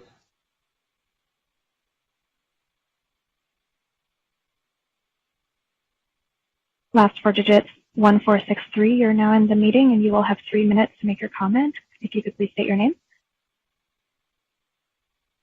Good evening, Commission. This is Paul Larmer with Harding Larmer, Kutcher and Kozel. First, I want to thank staff for all your hard work on the red lines thus far. It's very clear that staff has reconsidered the red lines and made a lot of progress since they were last released in February of 2021. For example, the separate table for housing project standards avoids some of the issues that we raised previously about unintended consequences for commercial projects and small additions and modifications. So I just first wanted to acknowledge the work that has been done thus far. And then I wanted to address a few of the comments that have been made tonight. First, with respect to ground floor housing, I think it should be allowed throughout the downtown. I think this commission has been very clear to provide greater flexibility, and I appreciate the continued the direction it's heading, but I still don't understand why the city, given all the vacancies in the downtown, is pushing to require residential everywhere, in most locations in the downtown. There are some places like the Wilshire Transition Zone that extend beyond Wilshire and I think would be appropriate for downtown residential. And, you know, on 4th Street, if someone did ultimately want to do a housing project, I just don't think that's the end of the world to have some ground level housing next to the shops. We had suggested some specific modifications. That specific limitation 1 and 2 could just not apply to multiple unit structure use, or that specific limitation could be modified because right now, even if you're beyond the 50 feet in certain districts, you can't do residential on the ground floor. That you could at least strike the requirement that you're limited to the upper floors if you're beyond 50 feet from the front property line. And then we think 100% affordable projects should be exempt in all situations. On the maximum building footprint, I just wanted to follow up on the conversation that happened earlier. A grocery store is a great example of why you would want a maximum building footprint larger than 35,000 square feet. For example, on the Vaughn site, where there is no maximum building footprint in the downtown, but we have other large sites controlled by grocery stores, and they wouldn't have redeveloped that if they were limited to a 35,000 square foot store. So I think both Vaughn's and 500 Broadway did not have that apply, but I think they're good case examples for a place where you could still deal with massing appropriately above the podium level, but allow flexibility for an important use that serves the community. In terms of the pedestrian-oriented design, that sidewalk adjacency standard, I hate it. I think it's caused so many issues to try to keep your ground level at any point along the sidewalk within 18 inches.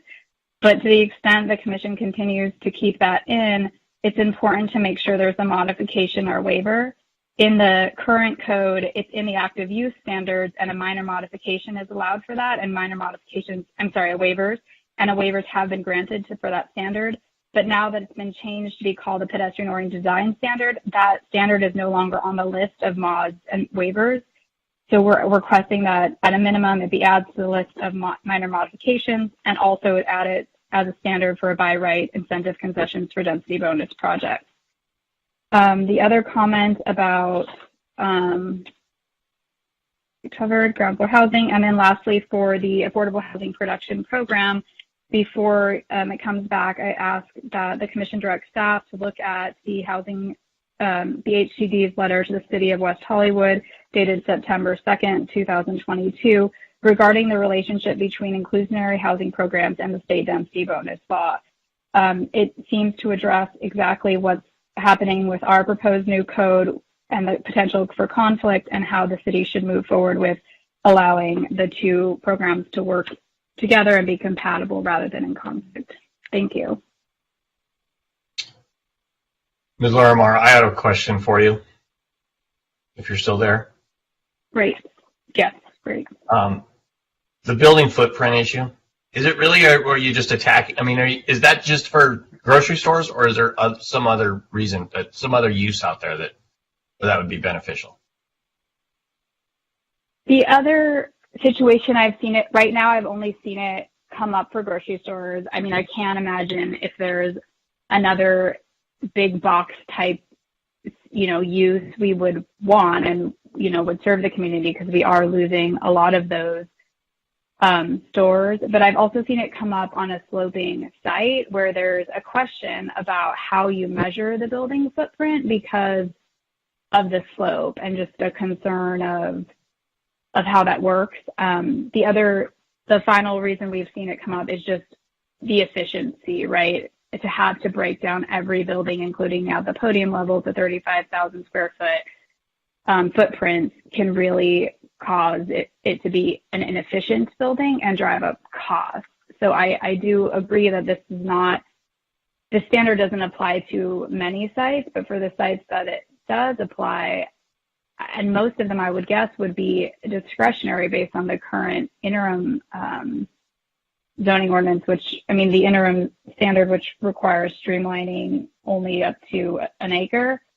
I just feel like you guys are going to want more flexibility to allow, more efficient buildings and more unique ground floor uses. Okay, thank you. No other comments? Appreciate hearing from you tonight. We have one other. Last four digits, 1971. You're now in the meeting, and you will have 3 minutes for your comment. If you can state your name and then go ahead, please. Good evening. This is David Hayward. I'm the managing principal of DFH Architects at 1544 20th Street. I have pointed this out to staff. There are a couple of sites that are on Olympic Boulevard that are opposite Memorial Park that are zoned neighborhood commercial. And right now they're not included in the upzoning, or they are, but they're not upzoned to the same degree as other parcels along Olympic. This seems like an ideal spot to go with a higher density, and it just doesn't make sense to leave them out. I think it's really just because it's an oddity of the zoning ordinance that they are NC in the first place. And right now, even with the upzoning, they're at a lower density than Montana Avenue and Main Street, and I think that should be corrected. Can you tell me again, give me the location of those again, and then I have another question, unrelated question. They are roughly at 12th Street, 12th and Olympic, across the street from Memorial Park. Yeah. So my unrelated question, sir, is I've heard you maybe once or twice or a lot more times than that talk about the 55 feet height limit and the high-rise issue in the city. One of my partners and I were discussing that today. We have a building that has been stalled and plan checked because, frankly, the math doesn't work very well. And part of the reason it doesn't work very well is the fact that we're saddled with this high-rise designation as a building that's only 5 stories with a rooftop deck. And we were discussing, well, what happens when we have projects that are in waiting, basically, that are going to be 7 stories, and we're not actually certain that we can meet some of these requirements in wood frame construction, particularly the pressurized stairs. And what we decided was maybe it would be a good idea, because this was actually a suggestion by the head of building and safety, that we get everybody in the room and talk about it, and maybe we come up with an amendment that somehow satisfies the fire department that makes it a little more practical in terms of actually being able to build it, because some of this stuff in wood construction is really quite difficult. I've designed, as you know, a lot of high-rises over the years, but they are concrete buildings, they're steel buildings, they're built with laser controls. Every floor is exactly the same. The issue of pressurized stairs doesn't maybe sound like such a big deal to people, but I guarantee you in wood frame construction, every floor is different. And so actually making it work, which is not even easy in type 1 construction, is in type 3 construction very, very difficult, I think. And then the practical difficulties of, figuring out what to do with an emergency generator, figuring out what to do with the fuel for an emergency generator. I think there's some things in this that, really don't aid the fire department, but make it very impractical in terms of building a project like this. Yeah. Okay. I mean, it seems to me as we're having to get forced into this densification, we need taller buildings, and if you're hitting a roof deck, putting you into a high-rise situation, which is impacting the ability to build a project, we need to think about this carefully, because we are also expanding the ability to put open space on the roofs. Exactly. And that's where we've gotten caught on the project that's in the Bergamot area. We put more open space in than we would have needed probably under revised ordinances, but we were trying to do sort of an equivalency for the huge amount of open space that's required in this area. And so our roof decks are way beyond what you would normally do, but they're being counted as a floor. And so it's a 5-story building that's a 6-story building, and it has a tall ground floor because it's in the parking lot of the storage building, and it's part of the circulation system. So the ground floor needs to be fairly high so that the trash trucks can get through. And all of this is just making the project infeasible, and it's literally right next to the station, exactly where you would like to build housing. And if some of this doesn't get ironed out, the project's unfortunately not going to happen. Okay. Well, I thank you. I don't want to hijack this discussion anymore with this, but that's very important information for you to give us. So appreciate it. Thank you. Thank you. Any other callers? There are no other callers now. Okay. Well, we didn't get through 5 callers, but the caller queue's been open for a number of minutes, so I think we can put an end to public comment right now, or put an end to public comment, come back to the commission discussion.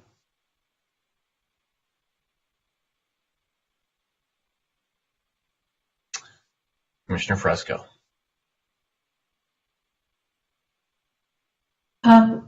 First of all, I don't know what exactly our procedure is, but seeing as how we're only 5, I'm concerned about the whole straw poll thing, and I don't know how our comments are going to stick today, but I miss our colleagues greatly. So I just thought I'd let you ponder that, and I'll just jump right in with some comments while you think deeply about that as well. The first thing I wanted to hit on is the whole neighborhood commercial Maine, Montana, Ocean Park Boulevard thing, which is something that this commission unanimously, in a straw poll, noted that we didn't want to do and didn't agree with the assessment that it was affirmatively more fair to do that. I know there are certain objective standards that the state has brought to bear about allowing housing and thus making it have to be feasible. But it is, in fact, making it, those are the places where smaller local businesses, people with less capital and less money, have a ghost of a chance of starting a business. They're businesses that serve our local neighborhoods. They bring our community together. They're centers for our neighborhoods. There's just so many reasons why they're so important, on top of which Main Street is filled with historic resources, many designated, many which could be designated. And I think that we have highlighted and set aside a ton of capacity for housing, these builders' remedies projects, which are scary and intense, but if they actually all come to fruition, I don't think we'll have a problem meeting Arena, and we should just hold on this for a while and see what happens and decide later how we want to handle it. So I would really recommend just dropping upzoning of neighborhood commercial and allowing lot consolidation on Main Street in particular, and just put that on hold until some later time in this cycle. So that's my first passionate plea to my commissioners. So can we talk about that a little bit before? Sure. I have, I basically have 3 main points and then a lot of niggles, but that's my first main point. Okay. And Well, note that Go ahead. the other thing I just wanted to add is that we did receive a lot of letters about it, and I couldn't help but note that they kind of came from people from all kinds of spectrums and points of view in the city relative to planning and zoning, those kinds of things. So it really is a community value to protect those areas. All right, now I'm done, sorry. What does this do to your view on places like Pico? Are you saying continue to upzone those and? No, Pico was not upzoned in this plan. Well, right, but it wasn't to the same degree. No, the Pico neighborhood commercial district was not upzoned. Okay, go on with your next question then, unless somebody else has another. Somebody else wants to ask a question about this. Well, these aren't questions; these are discussions. So, I really agree with what we heard from a lot of people about really simplifying standards for ground floor residential. I think requiring or even urging stoops and patios on ground floor for ground floor apartments. I know that I've been pushing this for a long time, but I really don't think there's anything wrong with apartment buildings, and that we don't have to pretend they look like townhomes when they're on the ground floor, and it's okay to have ground floor apartment buildings. So I would like to scrub our descriptions of what a ground floor residential building is like from things that say stoops and patios, which doesn't mean developers can't put stoops and patios, but the example you guys mentioned in your questions with that where they're all like blocked in by hedges, and there's another one like that on 6th Street where they've built hedges and they just like close them in. Nobody likes them. People don't want to live with that, So I just really want to make sure that's something that's open-ended. And on that same note, in downtown, one of our speakers talked about this, but certainly in Ocean Avenue, Wilshire Boulevard, and Lincoln perimeter zones, for each of their own unique reasons, there's no reason to require ground floor commercial in those areas. Wilshire, for example, especially on the north side, is literally something we discussed a lot, as unique as being transitional into a very residential area. So why would we try to upgrade the commercial ground floor there when it's adjacent to downtown, it's near the promenade, it's near our commercial streets, and let the commercial really be focused in downtown? So that's why I wouldn't put it on Wilshire.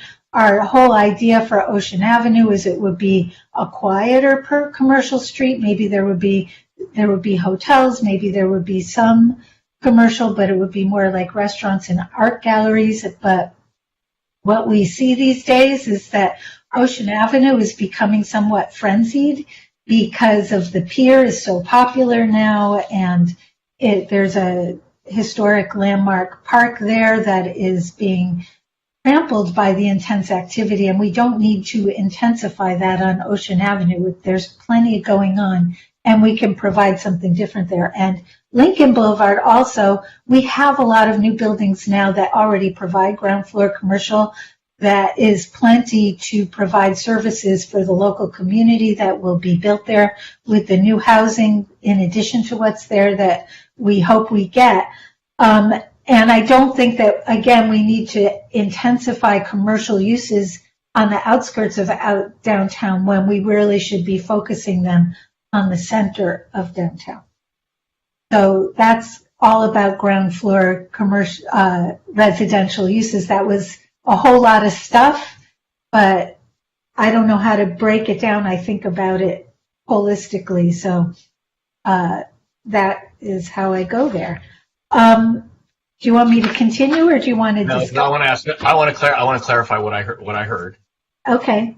I got a little distracted when you were talking about on ocean. Were you saying no? Let's not intensify it with commercial uses because we already have enough pressure there. Is that what it was? I'm saying that we don't require it.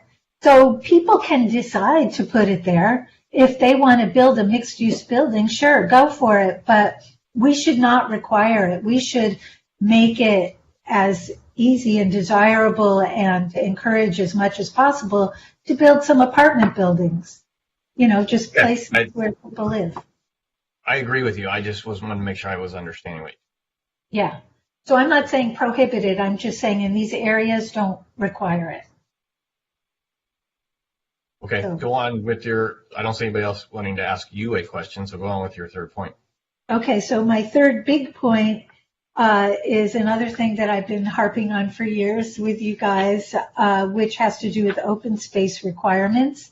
I feel like our buildings, the buildings that we've been building in Santa Monica over the last decade or so, over the last 20 years really, which is as long as I've been doing this work and paying attention and being involved, are quite hollow and puffed up with a lot of open space. And we live in a beautiful place where we want people to go outside and use our parks. And currently our parks are filled with more people without homes than people who have homes. And I think that our parks can get better if our people use them. I think too much open space in apartment buildings disincentivizes people to use our parks. And I think they also take up area that we could use for more units to make our buildings more efficient. So I've come up with a number of different ideas. I talked with them about staff. There are certain ones that I know I won't get any support from staff on. But one idea that came up in our letter, in the big letter that Hank sent, that was a repeat that he had sent of the one he sent in January, that has to do with reevaluating how we quantify the amount of open space that's required and make it based on bedroom count. So the example he gave was like a 40, 50, 60, 70 for studios, 1 bedrooms, 2 bedrooms, and 3 bedrooms kind of proportion, so that it's proportional to how many bodies are going to be in the building as opposed to how many units, which vary in size. So that is one thing that makes a lot of sense. And I really believe that we should not require private open space to be, or open space in apartment buildings, private or shared, to be allocated in any particular way. It could all go on the roof. It could go to some units, but not all units.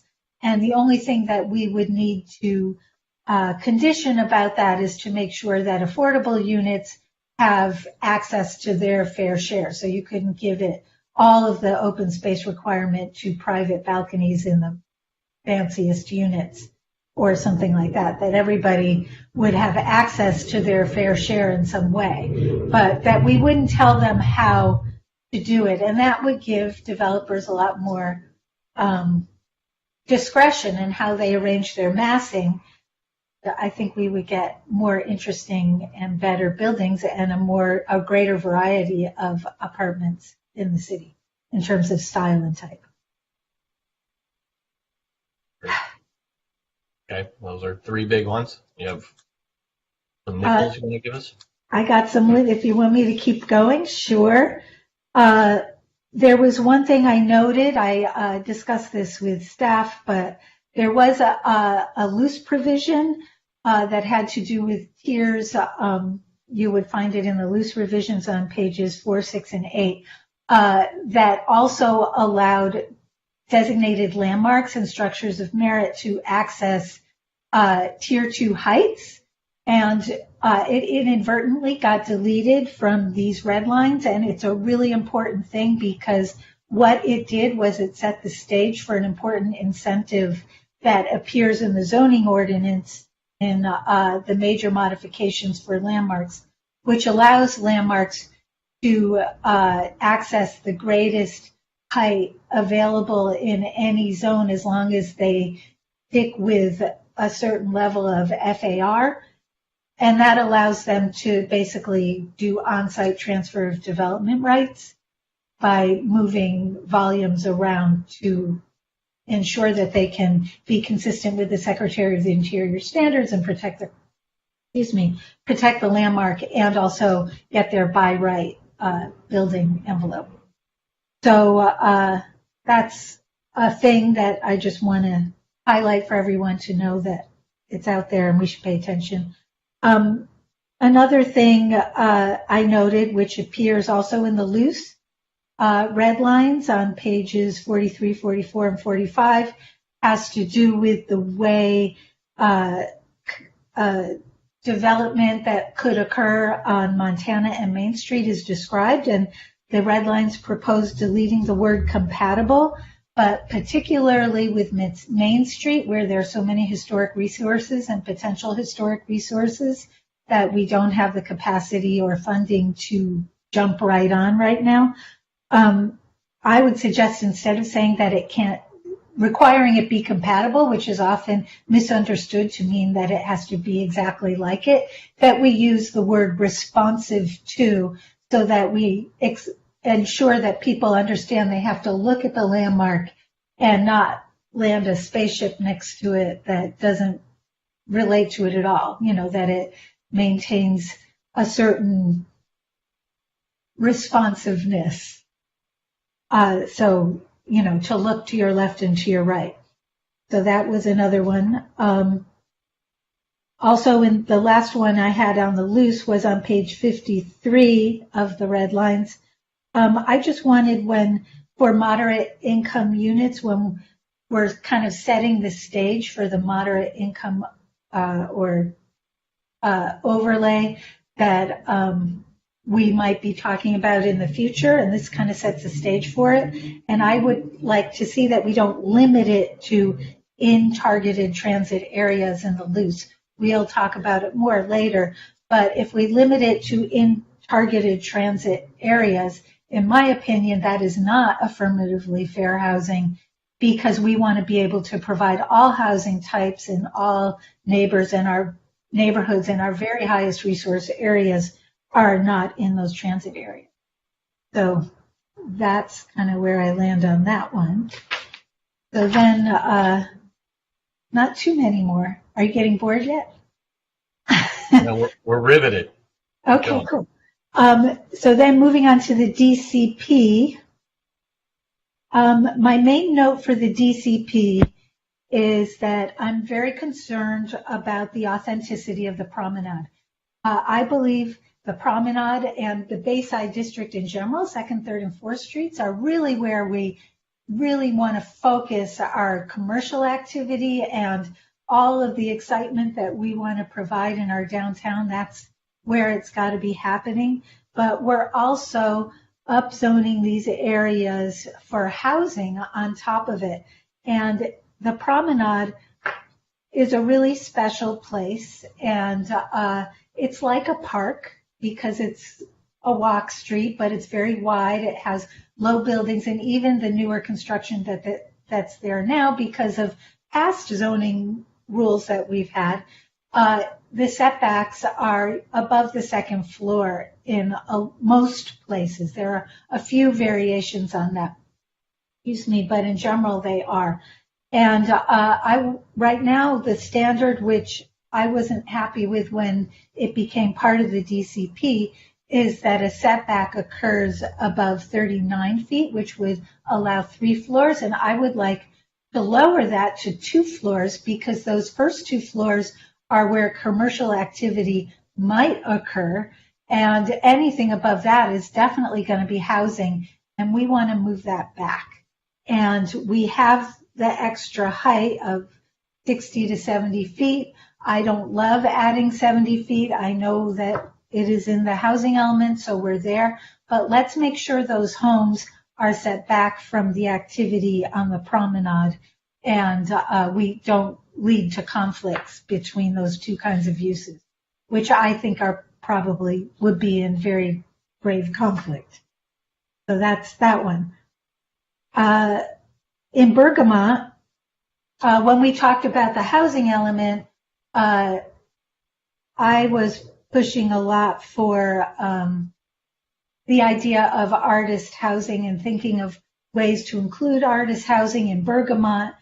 And it later occurred to me also that it would be a good thing to do in some of those commercial areas where we didn't previously allow housing. I discussed this with staff a little bit, and Jing reminded me that artist live work studios is really a commercial use and not a housing use. So this would be probably a slightly more complicated thing.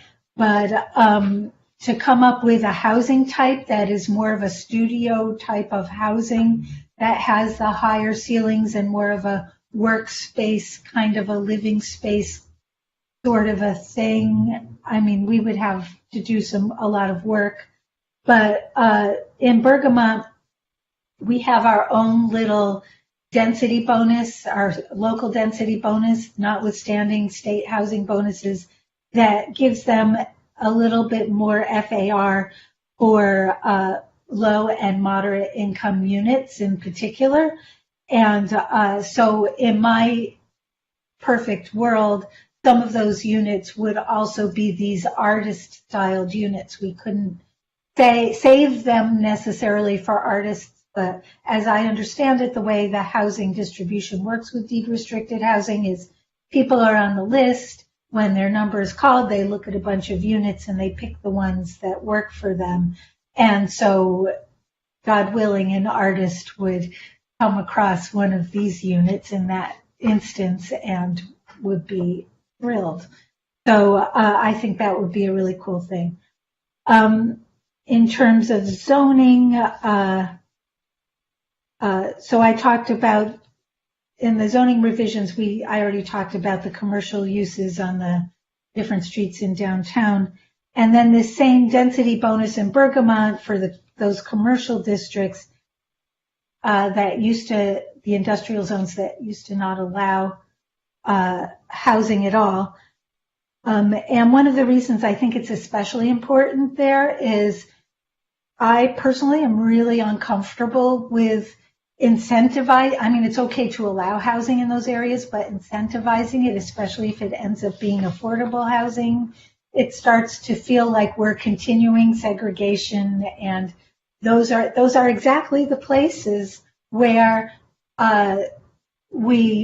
where our people of color and our lowest income people were allowed to live in Santa Monica. They were literally prohibited both de facto and through our zoning laws in everywhere but in these areas. So I'm really uncomfortable, and historically artists are the ones who pioneer a transition of an industrial place to a place where everybody wants to live and it becomes a rich neighborhood. So let's try to make that transition happen that way.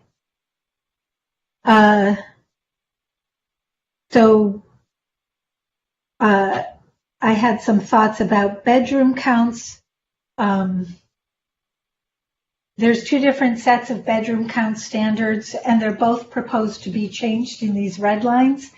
And in my opinion, in downtown where we have tiers, what the tiers are doing is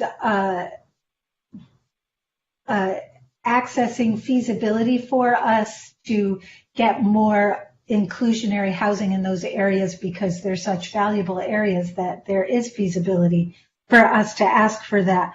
So I want to make sure that we incentivize that activity as much as possible. And if we make too many extra things that we ask in so doing, developers will decide it's easier to just build their apartment building on a boulevard and not do it in downtown and provide less inclusionary housing. So I don't think that the housing unit requirements should be higher in downtown for multiple bedrooms. I was talking with one of our absent colleagues about this, and he suggested that maybe it be 10% and for 3-bedroom and 10% for 2-bedroom as kind of a happy medium. Developers say that which is less already than is required at this moment, and those shared living units or lifestyle that would possibly end up being in those units now would at least not preclude their being built for a time when presumably all those single people will decide they actually do want families and need those units. So I feel like that's a compromise thing that I hope you'll all think deeply about. Almost there. Because we're going to have all these ground floor apartments, presumably, and we're not going to put in our code that you have to put stoops and patios and things, but if people do in all of these different zones all over the city, I want to make sure that we have hedge rules in place that protect us from blockades. I think hedges are exclusionary, and people think they're safer with hedges, but as we've discussed a million times, they're not. Gives the bad guys a place to hide. We believe they're safe because they're really for excluding people, and it's just not true. And I don't believe in hedges. And then I just want to remind everyone that somewhere along the line, we should make sure to remember to put in that code about disallowing inboard windowless interior rooms like bedrooms in the city. Because, of course, we're not going to have discretionary review on any of these. So this is a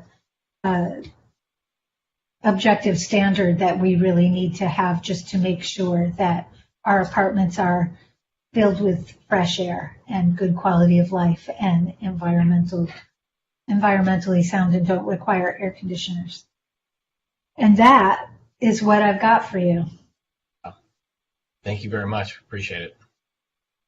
Commissioners, do you have comments to this? Do you have your own discussion points? I mean, I think we need to throw out, everybody's got to get out their discussion points, and then we can go back and try to give the straw polls that they're looking. But I saw Commissioner Fonda-Bernardi's hand go up first. We've entered into a free-flowing zone here. I'm not sure we're being methodical about how we process this. But if you want everybody to throw out their concerns, either from the review of the red lines or from the DCP or the Bergamot plan, I'm concerned it's a little chaotic. I think we should herd the discussion into general topics like the DCP or see where I'm going with this. In other words, are we all just going to blah? These are the things I found, and everyone's going to say what they found without reaching a decision point. For example, I'll give you an example. I think that the first floor residential on the main streets, on the boulevards, not on the side streets, but on the boulevards, is really difficult. It's really difficult to pull it off. We have only one example of it, 2 examples of it, where people have had to barricade themselves in.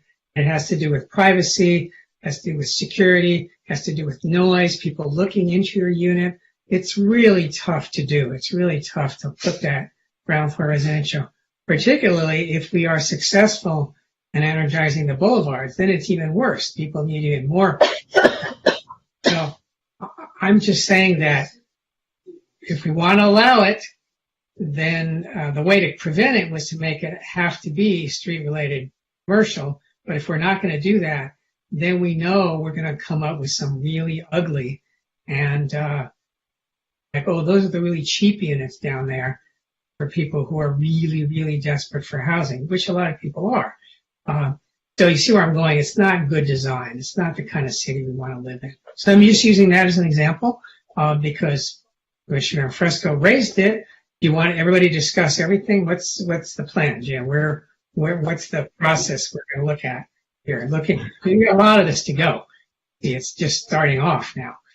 Yeah, no, I understand, and I don't know that there's a roadmap, so I'm open to ideas, but I was trying to get out people's, main discussion topics, and then I think we have to kind of go through each of these documents and get out. So the two options, you go through each document, or we go back to the way the city grouped the slides together, and we respond in that way, and that might be a little more structured that way. But I did want to kind of give people the space to get out their main concerns. Sure. Well, if we use the table of contents that the staff has come up with, that would lead to quote unquote straw votes or a clear direction on those things as they have brought them up to us. Doesn't mean we can't add our other concerns, but at least we would check off boxes and give them clear direction. So I don't know if there's some value in that approach. And things that they don't have on the list, we just have to say they get it inserted at this point, or they get inserted at that point. Yeah, and I think that probably provides the most structure, but I let people opine on that. I think that I think it makes more, the way my brain works, the way I did this work to prepare for this meeting is I went through document by document, and I didn't look at the housing element to see how we were doing it. I looked at what the code said and how I felt like it overall achieved our goals. So, I wouldn't even know how to do it by the way the staff report breaks it down, because I didn't think only about this topic across all of those pieces that way. That makes sense?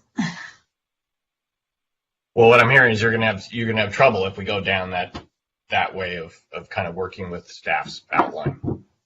Right. I'll end up repeating all those things I just said. That's it. That's everything that I wrote down. I may have more thoughts after I hear from you guys, but that was what I thought of before the meeting. And, I organized it by how I read it. So. Okay. Well, let me query the other two commissioners. Vice Chair Raskin, how have you structured your review? Or have you restructured your review? And are you prepared to kind of give general comments, or is it your goal to go through each document? I could do it either way. I've structured my notes really in my own my own personal grouping of concepts. But I think that whatever structured way we can do this, I think makes sense. I think going through the slides might be the most efficient way, but I'll defer to you. Okay. Mr. Tolkien, would you like to give your opinion on this?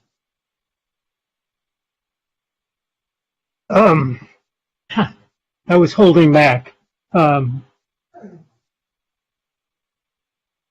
wrote down some stuff, it's not particular about the list that we have for today. I voted for the housing element to get the state's foot off the city's neck, so to speak. But I believe that the city should have fought the state on this. And because the state is infringing on the rights of the domain of the cities to Commissioner Tolkien, but that's out of our purview. I'm sorry, I don't want to be rude, but we don't have that control. That's a council issue. We've been directed by the council to create this housing element, and now we got to do this. I understand, Jim. All right, I'll stop. Okay. We all feel that way in a way, but we can't control that right now. Okay, so then I think we just need to go through the slides. I think that's the most structured way, and people can, and if at the end we get through the slides, if there are key issues that you have not brought up, then we can go back and have that discussion. So that's how I'd like to go forward. Great. We will start up we'll start at with the housing project definition. So we'll bring up the slides again. Ross, it's slide 5.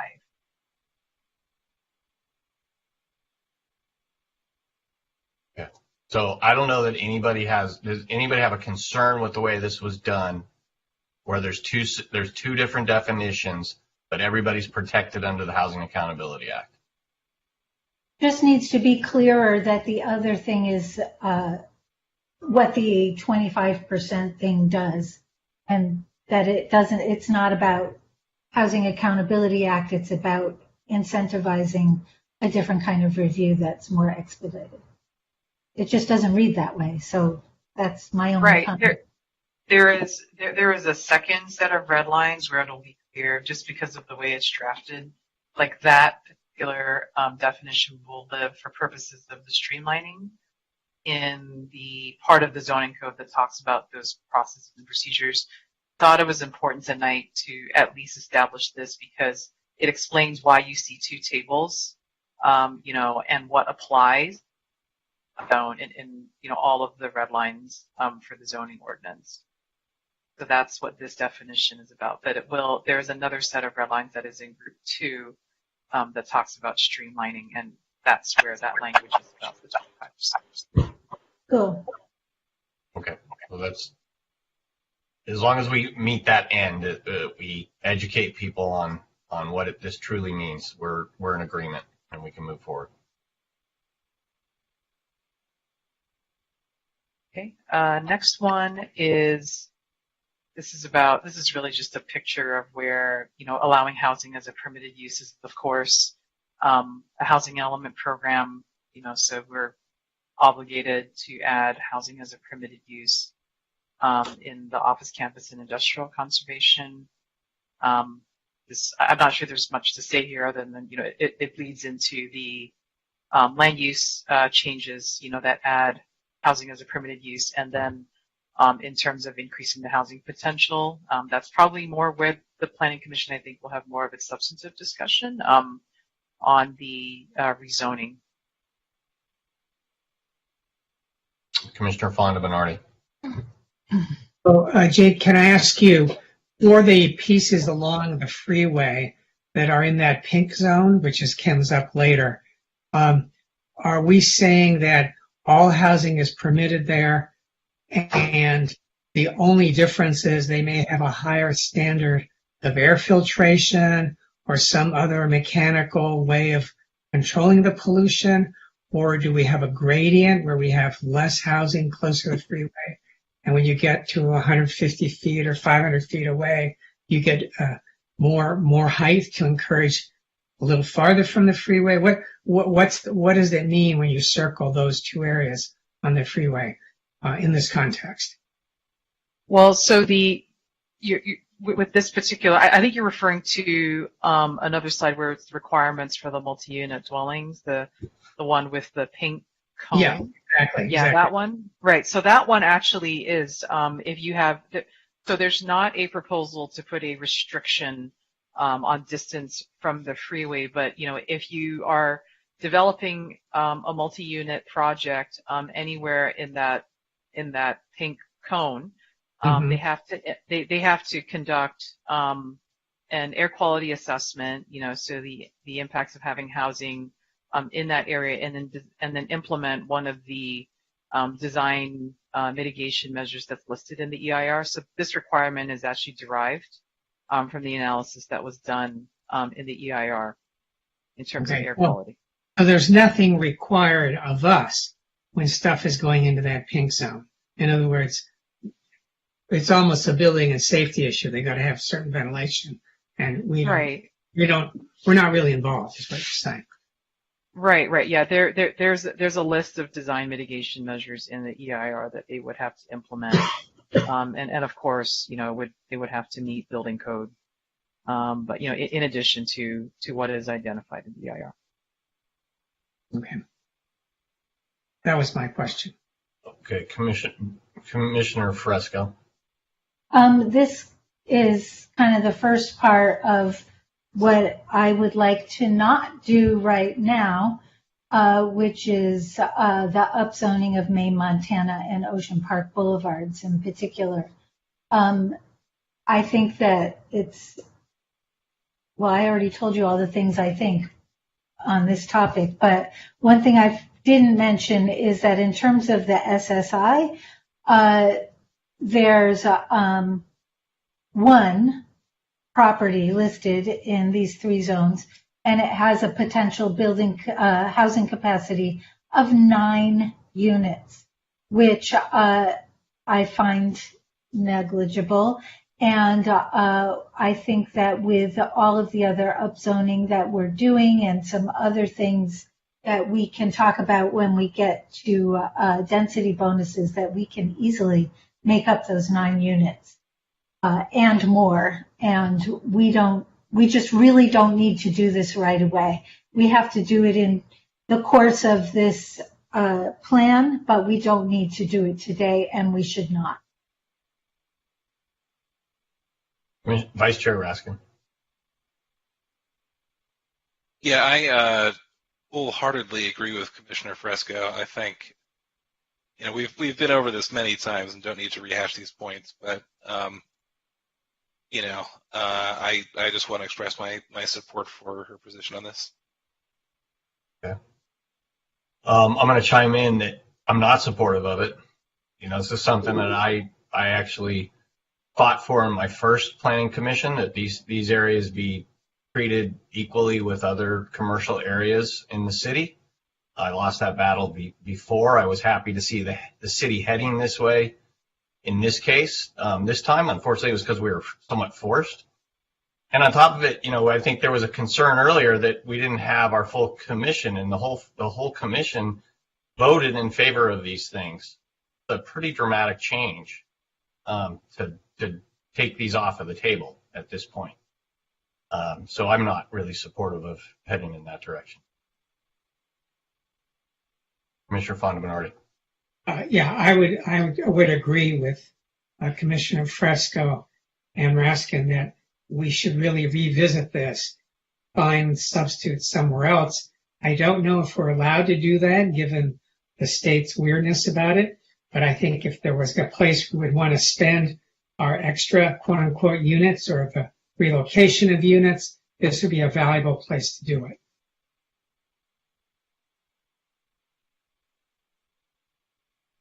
Well, of 5, I haven't heard from Commissioner Tolkien, but of 5, I can count to 3. Commissioner Tolkien? Yeah, I am sort of the upzoning of those 2 areas, especially Main Street and Montana, is beyond,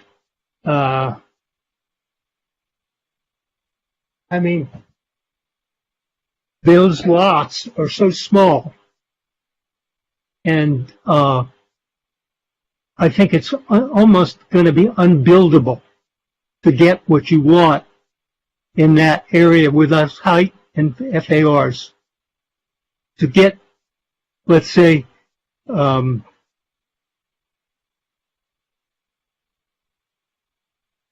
sustainable buildings, both in,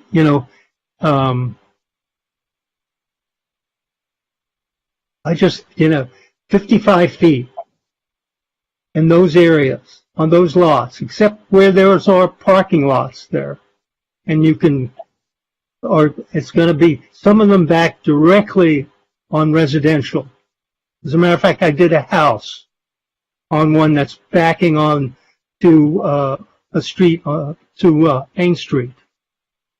So this is a really difficult issue for me. I can't see how you can do this.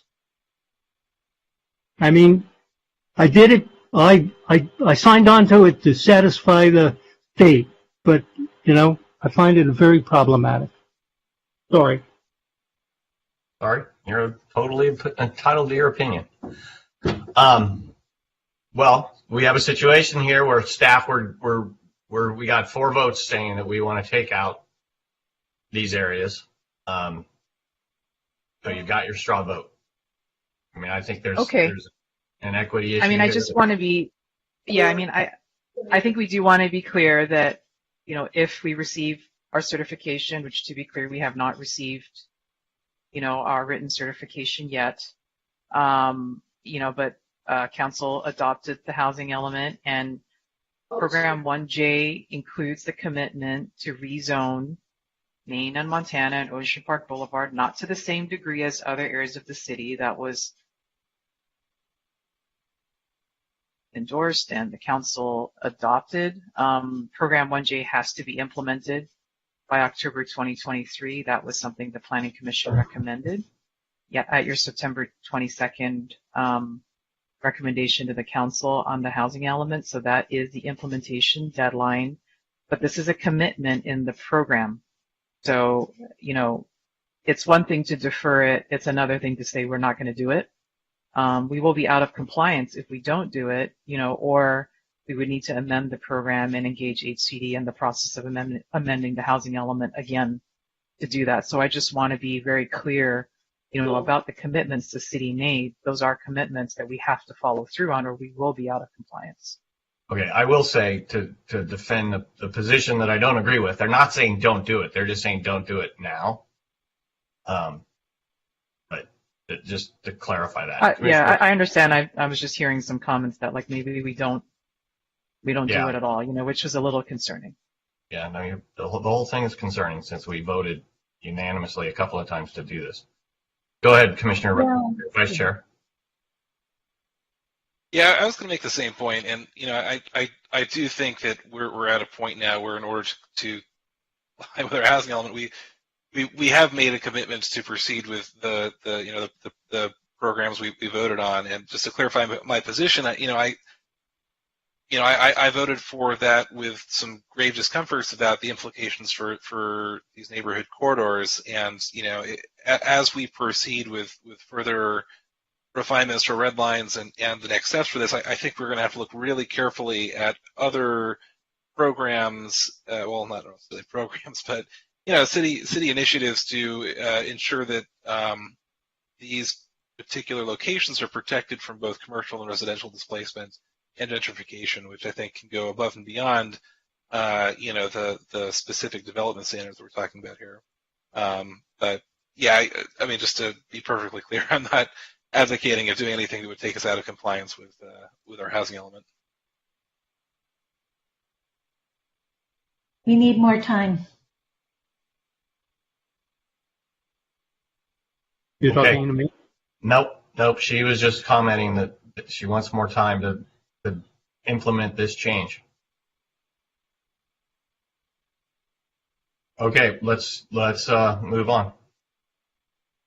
Okay, let's move into the development standards review for height and FAR. And I think, you know, I think you initiated that discussion here with respect to the NC zone. And this is a reflection of the commitments that are made in the housing element. And, you know, the maps showing, you know, sort of visually, you know, where the highest intensity versus less intensity. So this I think just shows sort of the, you know, geographical dispersion of height and FAR throughout the city. But this is really an implementation of what is, you know, in programs in program 1J. Okay. Any Commissioner Fresco? Sorry. Basically, I am really supportive of the upzoning that we put into the loose, with the exception of what we were just discussing about with those three neighborhood commercial zones. I actually personally basically screwed up and didn't notice that it because we had voted against it, that it ended up back in the final version. I didn't actually pick that up. So that was part of my consternation about this. So I do need more time from this perspective as well. And the rest of the upzoning I support and think we should just go right through with. I wouldn't recommend changing any of the zones that we didn't already discuss in detail at this point, because I feel like we really thought the whole thing through in a holistic way. And there's no reason why we couldn't further upzone in the future if we're not getting the housing we need and so forth. So I would say just stick with the plan with a delay on neighborhood commercial. Commissioner Fonda-Bernardi. So, Jake, I have a clarification question. The height limits that we see on this chart, which by the way is great, it is so clearly laid out. Those only apply to new housing projects, as we have to. Is that correct? Well, it would apply to any new proposal. So yes, that's right. I'm not sure what you mean when you say new housing projects. So what I'm saying is that if you were building in the NULB on Pico, but it was just a straight commercial project, it had no housing in it, you would be stuck with the old FAR, the old height limit, whatever. Oh, yes. But- Yeah. So these standards are just for housing projects that meet that definition of housing project. Exactly. And then if you don't meet that definition, then you go to the other table, the non-housing project table. Okay. But what I was also asking, and then as a clarification, when we say for purposes of discussion, 55 feet, and by right, if you're going to a higher amount of a higher density of inclusionary units, you could add a floor, 2, 3 floors to that. We're really saying that 55 feet, or if it's 100% housing with 3 extra floors, it could be 85 feet in those same neighborhoods. It could be. So we're really looking at a something on top of the additional height that we've upzoned that could happen almost the same way it's happening in the Gillison's project, where they're getting 2 extra floors out of the deal. Is that correct? Yeah, you're talking about the effective state density bonus. Exactly. On these. So that is, that is absolutely something available to, any applicant who qualifies to use state density bonus. And, yes, they could request more height in order to accommodate those bonus units. In the case of 100% affordable housing, they're automatically granted, the extra height and the unlimited density. Okay. That's the clarification I wanted to make sure everyone saw clearly. Commissioner Tolkien? Jing, what happens if you're converting an existing building to housing? Let's say a hotel or some other building like the old GT, not the GT, the telephone building. Something like that.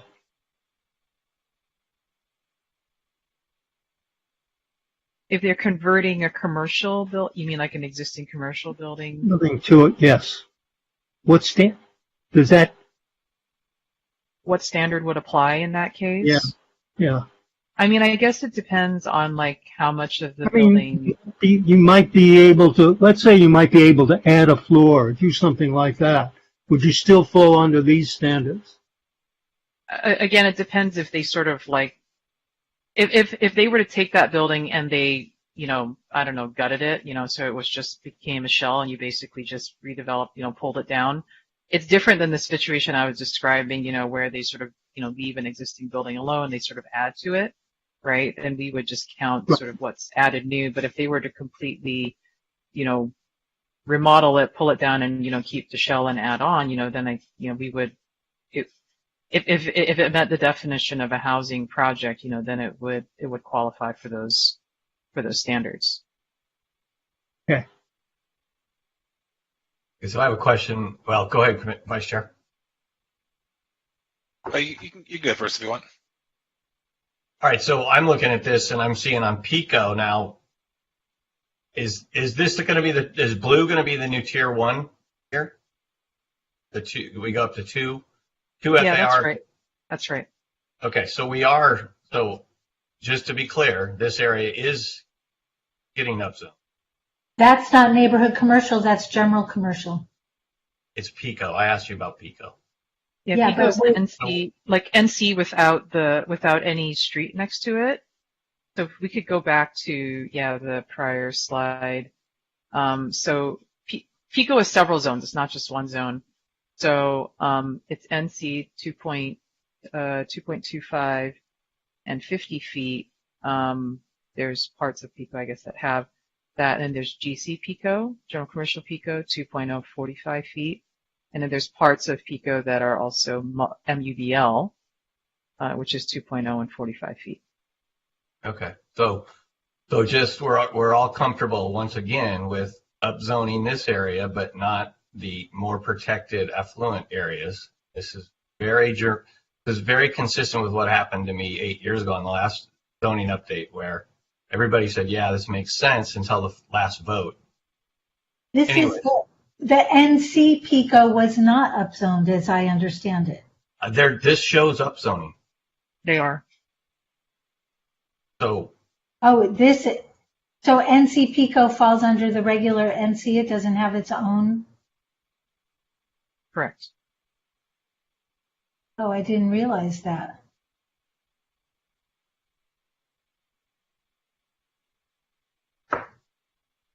Well, we shouldn't do that either, because that's exactly what we were talking about when we were having all those conversations about the Pico neighborhood plan. And it was all about preserving these small, fine-grain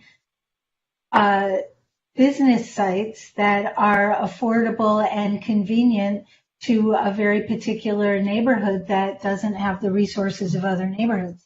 So I was actually misunderstanding, and I thought that NC Pico was not being affected by this upzoning.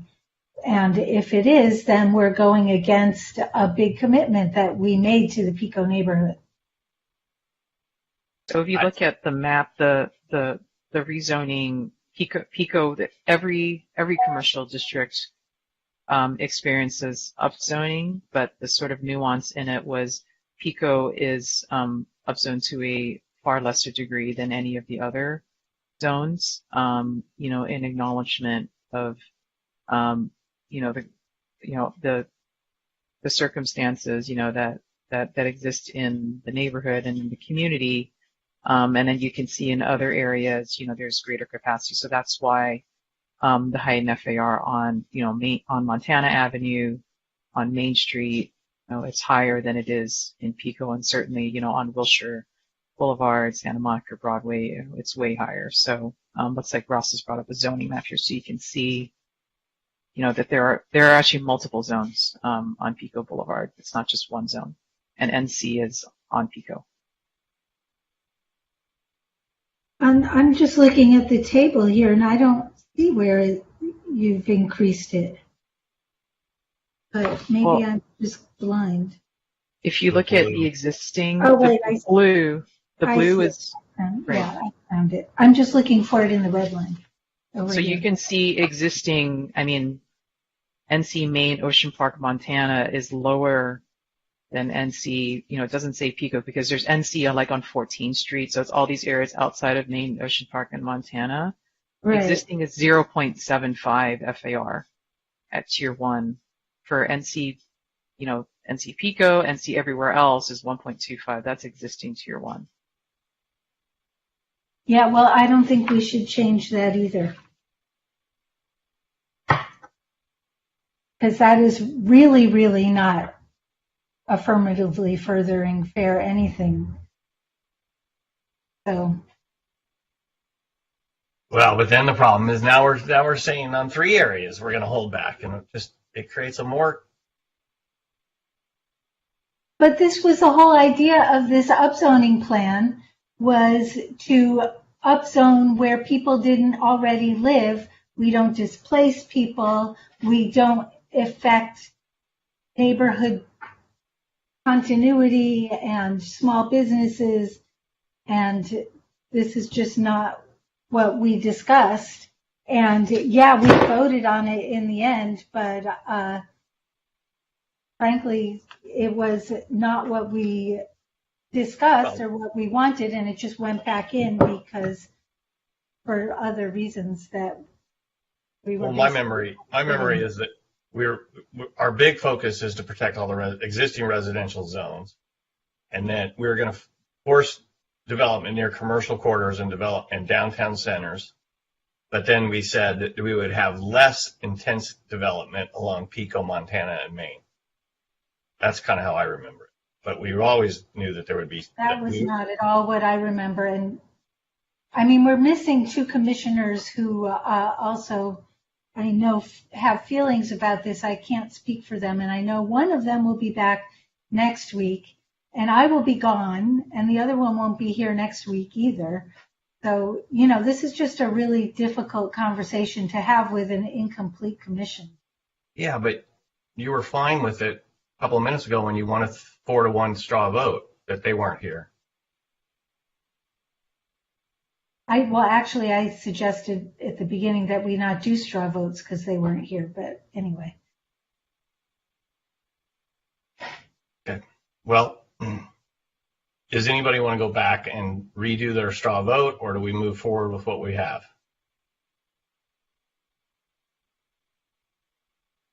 Do we want to add Pico to the hold zone for neighborhood commercial? I think that's a minimum. We need to do that. Commissioner Raskin, I'm sorry, Chair Raskin, or Vice Chair Raskin. Yeah, I mean, I think, just to be clear, my earlier comments certainly applied to, the proposed upzoning in Pico, which I'm very uncomfortable with. I mean, I don't want my straw votes, whatever they are, to be understood as, doing anything that would undo, something that could take us out of compliance with the housing element. I mean, I think we all had these reservations when we voted to approve it. I'm concerned that we're going to be in an awkward position moving forward where we're not going to, be implementing programs that we've committed ourselves to doing in the housing element. And I do have one other comment generally about zoning, but I'll save that for later.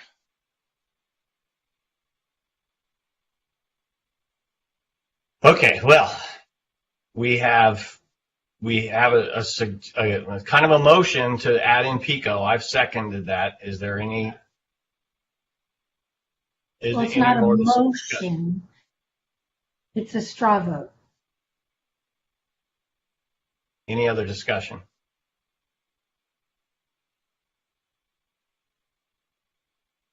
Could you repeat the motion? It's not we're not technically doing motions, but what Commissioner Fresco said was we should add in all of the Pico areas. No, neighborhood commercial Pico. Okay. And I'm not supportive, and I'll take away my second. Commissioner Fondaminardi.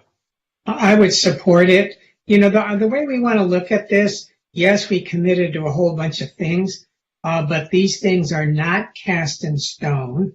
We have the right to maneuver as things develop, as we understand things. Not like we've locked ourselves in for 8 years.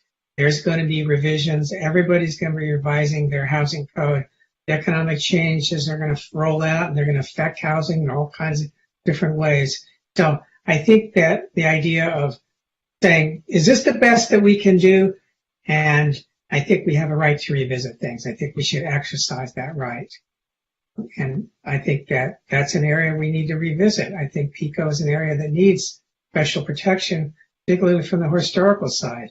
So I would be willing to revisit it.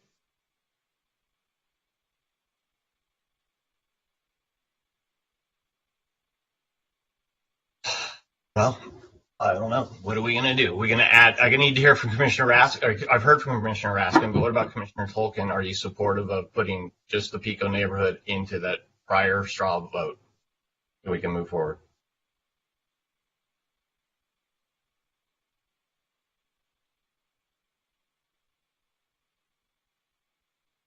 Commissioner Tolkien?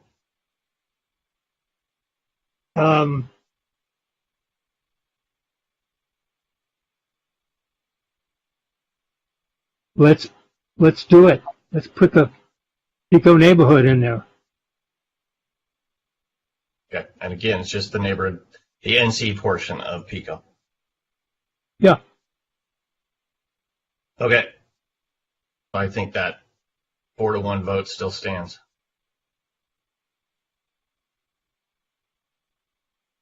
Commissioner Raskin.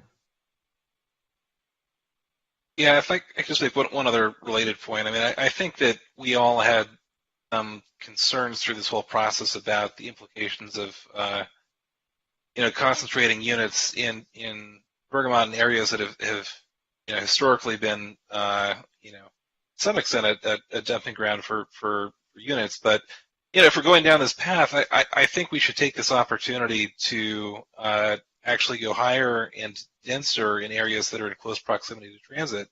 And, we heard from one commenter tonight who asked us to go a little bit higher and a little bit denser. And I think, we should be bold. I think, I had proposed at one point going up to 200 feet in some of the Bergamot parcels. I think, now's the time to be bold and do it. So he was basically saying it would be the north side of Nebraska, adding some FAR there. Yeah, I mean, we're already going to get a 15-story tower in one of those nearby parcels. So, I think, I'm sensitive to the concerns about transitioning to, R2 neighborhoods next door, but, this is almost transit adjacent land, and we've really got to get our best bang for the buck here. Yeah. Well, I'm all supportive of putting as much development near that transit as possible. So I am interested in having further discussion about that. Are there other commissioners who are? At least one other commissioner on this panel today? I could go with that. I mean, I kind of feel like holding some things back so that we can, put them forward later and kind of kick a new round of excitement about development if we need it isn't a terrible idea, but I guess in this particular case, there's somebody who wants to pull the trigger now.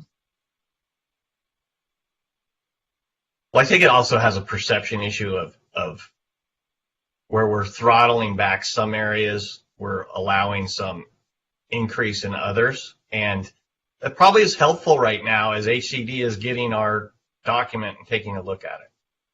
Okay. All right. So then the question is, well, I haven't heard from Commissioner Fondaminardi or Commissioner Tolkien on this issue, but one of the questions would be how far into that area? Go ahead, Commissioner Fondaminardi. Yeah, I think it's the way we want to look at it. We took a first whack at this thing, thanks to the staff's great work. And now we're fine tuning it. Now we're saying, well, can we do a little bit better here? Can we do a little bit better there? So I think there's a number of areas where we could fine tune this thing and get, and if you looked at it from one side, it's damage control. You look at it from another side, it's optimization. And both of those are valuable in this context. Yeah, I think we agree. I mean, okay, but are you supportive of making this change now? I would be comfortable with making this change now. I would say we're going to lose some units over here. We're going to gain some units over there. I think it's a net add. I see a new face that wants to talk to us. So just to quickly kind of give a little bit of parameters and to piggyback on earlier comments that the planning manager said. So if you would like to go higher, then you do not need to necessarily have any discussions about amendments to the housing element itself, right? They were set as minimums. However, if you are looking to reduce some of the minimum heights that you are that the city already committed to, as the planning manager mentioned, that would require an amendment to the housing element, which is what we just went through. So that's a very long process. It requires review by HCD after, a recommendation like draft red lines being reviewed by you and the city council. It requires this 60-day review period. Then you would have to come back and do a resolution of recommendation and then another adoption by the city council. And all of that would have to be done by October of 2023. So I just want to kind of give you a little bit of an overview of what you're looking at doing, because it is essentially the same process that you just went through. Yeah, I hear you, and and I appreciate that warning, but I would also highlight I'm not hearing the commissioners say they want to scale back those numbers. What I'm hearing them say is they don't want to implement them right away. And maybe that does have a problem when we get to the point where we're supposed to implement it by a certain time and we haven't done it. But again, I'm not hearing them say scale it back.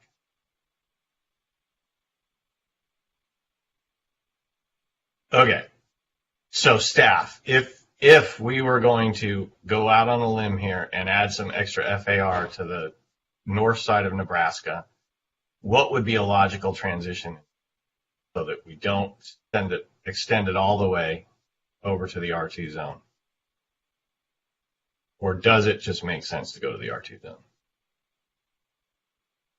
I don't know that we have something immediately responsive to that right now. I think generally if the commission wants us to look at that, I know we received a public comment that had a suggestion about this. I believe it was, sort of like to Pennsylvania Avenue and is it Berkeley, I think, on the eastern boundary was a suggestion.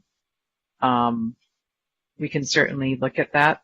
If that's something that the commission was interested in, there was something in the public comment that suggested that. But I think that, we'll probably need a little bit of time to do some analysis for you on that and bring back a proposal. Okay, let me ask this question of the commission. Commission, do you want the zoning to go all the way to Pennsylvania, or do you want it to transition over to? This is not our final thing. I think I want staff to analyze it and give us some. And also, I just feel like we shouldn't do it on the fly.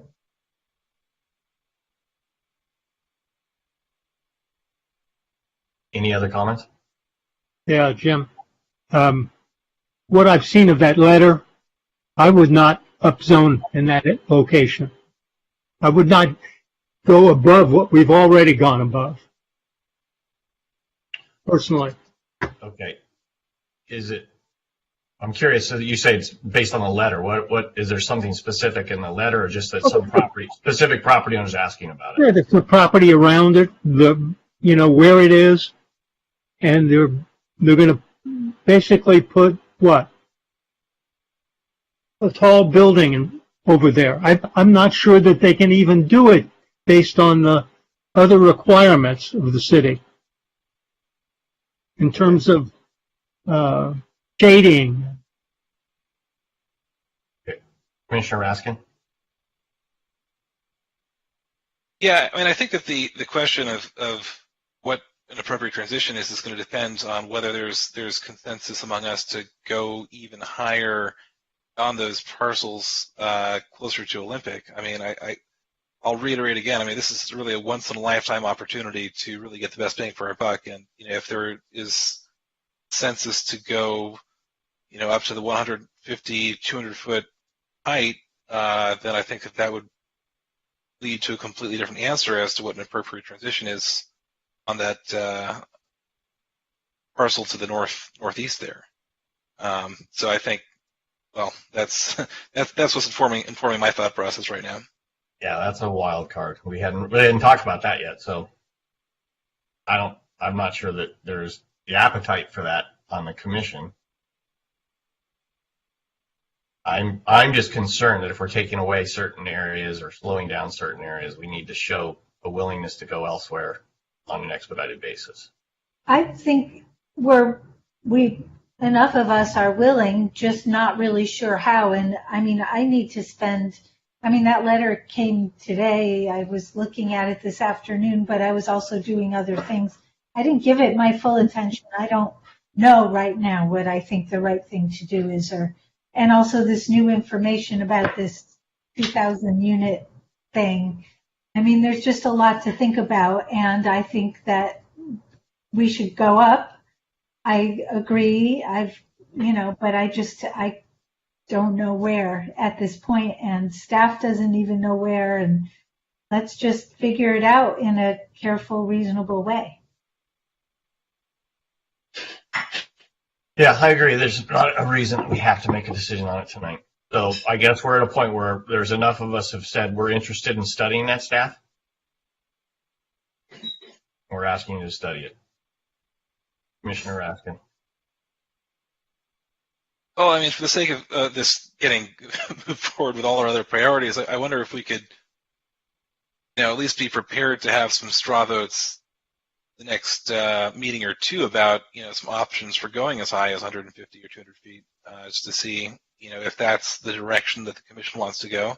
I mean, I'd personally be, in favor of going even bolder than that. I mean, I think, this is again a once in a lifetime opportunity. But if we're going to come back with some options, I think we should do it soon. Okay. Well, you keep throwing out these increase in heights on the other side. Is there any interest in the other commissioners to do that right now?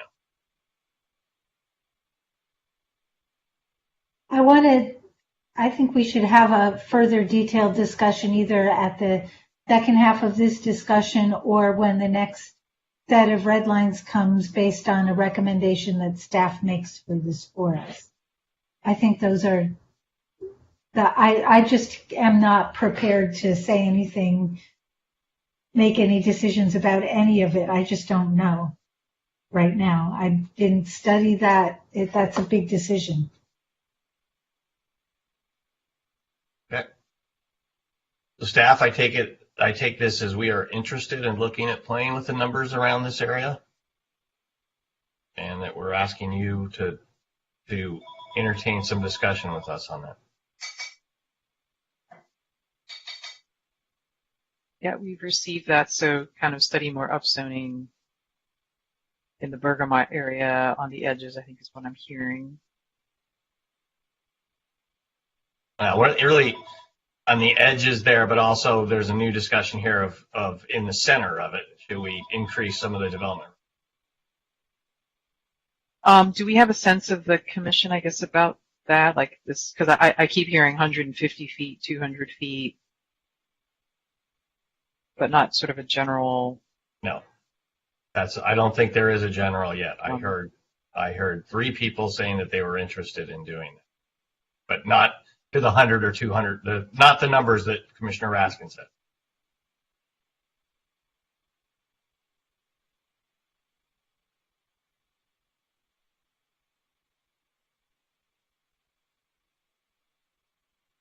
Okay. I think were we through like downtown as well, kind of through the height and FAR discussion? Was there any further comments on that? I don't have any. Anybody else? Commissioner Raskin. Well, I mean, if we're going to toy around with increasing heights in Bergamot, I think we might want to consider that downtown too. But we can come back to that.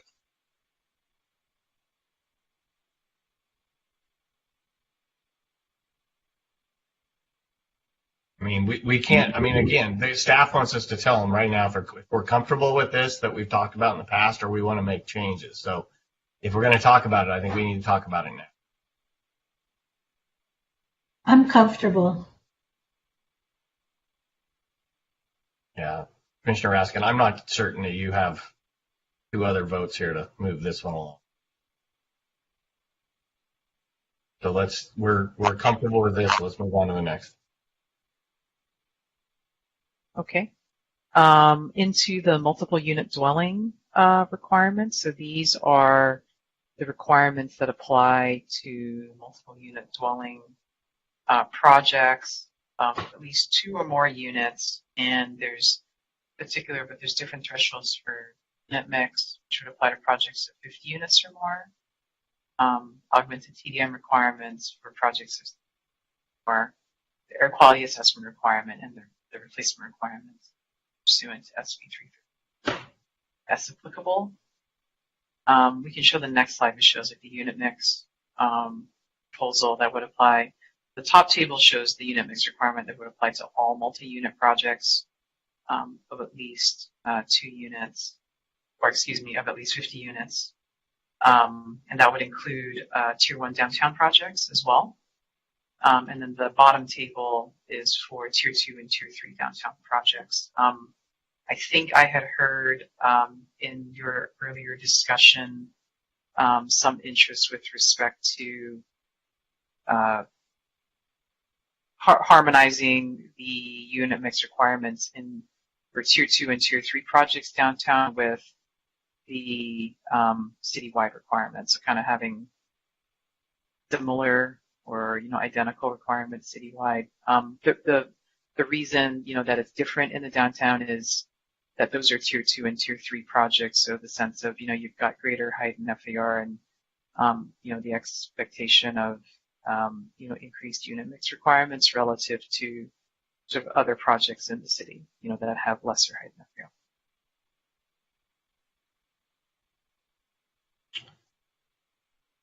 I like the idea of consistency throughout the city. I don't know why there'd be a distinction downtown. So I'm supportive of Commissioner Fresco's. I see Commissioner Raskin nodding his head, and I assume that's an agreement. Commissioner Fonda Bernardi and Commissioner Tolkien.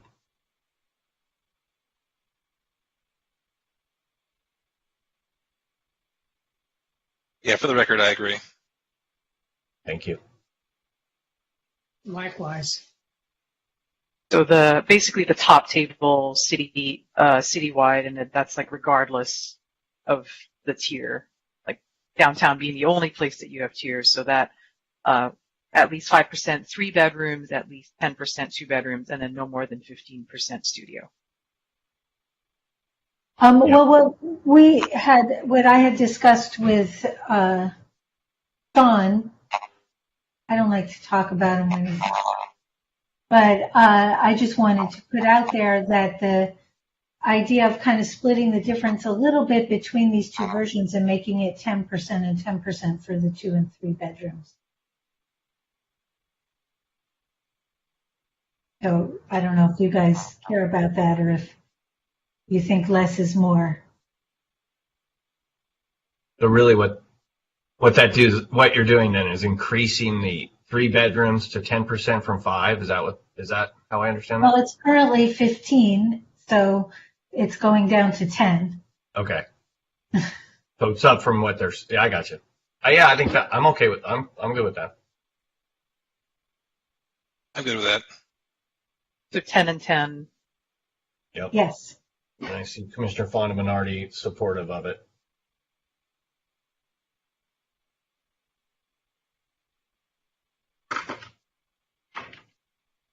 Commissioner Tolkien, if you have an opinion, let us know.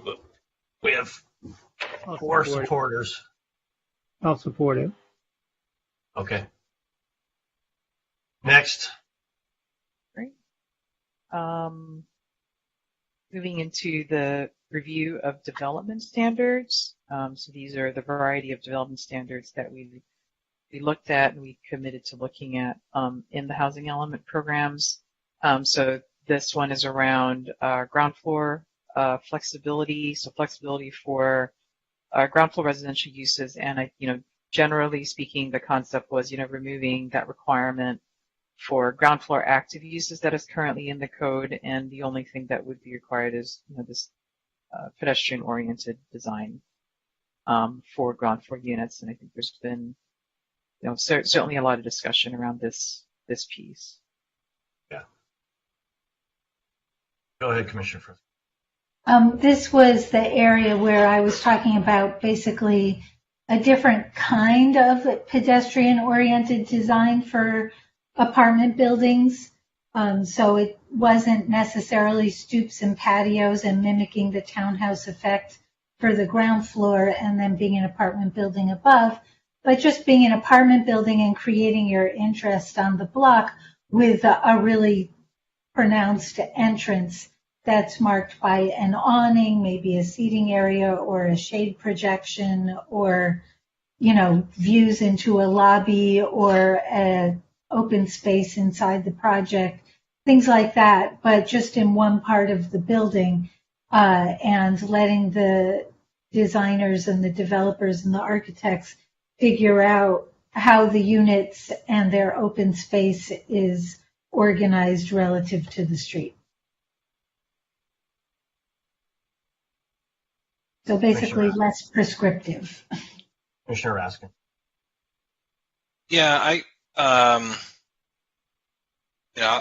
be honest. I know that there was a lot of discussion in the past about locations where we want to direct ground floor residential or not.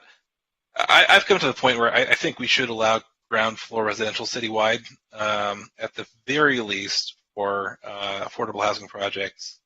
And I think I'd throw it out there that I think we should just go ahead and allow it citywide for all projects. I'm of that same mindset. At a minimum, it's got to be for the 100% affordable. So we heard from, I think, one potential affordable developer that they have a project they're considering that doesn't have ground floor retail, and they need the ground floor units for their financial feasibility. So I would like to see it more ability, or a wider ability to put residential on the. And I agree, I'm not talking about doing stoops and things like that, which I think wouldn't even work anyways because of all the ADA rules. But the vision that you outlined, Nina, is pretty consistent with apartment buildings that are being constructed these days, where it would have a main entry and you would have some common areas that create a little bit of activity on the street. I don't really want to see, this gets into kind of the open space, I don't want to see little private open spaces being required along those commercial frontages, because it does get into all those safety issues that Commissioner Fonda-Bernardi raised. I think some of the privacy issues you can design around to a degree, but not with if there's an open space element there. Also, to be clear, 100% affordable in the red lines is fully exempted from ground floor. So regardless of where it is in the city, there is no active use requirement in any situation with 100% affordable. Great. I was not clear on that. Appreciate that clarification. Is this where we might want to talk about the open space ideas for apartment buildings too? I think we got to get past the use issue first. So let's let's just make sure, I think I hear Raskin, Fresco, Reese in favor of widening the areas where residents go. We've heard concerns from Fonda-Bernardi along major commercial boulevards. I can count to, I only need 3 votes, but what's Commissioner Tolkien have to say on this, please? I have concerns also on the boulevards about doing this, but it can be done on the side streets. So I don't see any problem. Let the person developing the property determine whether a design that will work. I mean, in terms of patios, it's just difficult on a main street to have a residential patio. Yeah. Well, and that's why when we get into the open space discussion, we got to be sure that we're not requiring a private open space for every residential use, or every unit, I should say. Right. But also in terms of the zoning, I have brought up that I didn't think ground floor commercial should be required in OTWT or LT on the edges. Well, you can't see I'm pointing. Ocean Avenue, Wilshire Boulevard, and Lincoln. Those edges which are all transitional in different ways, I would let it be developer's choice. Where do you want to, are you saying there are areas you want to see commercial? Because I think Commissioner Raskin and I were trying to get away from that.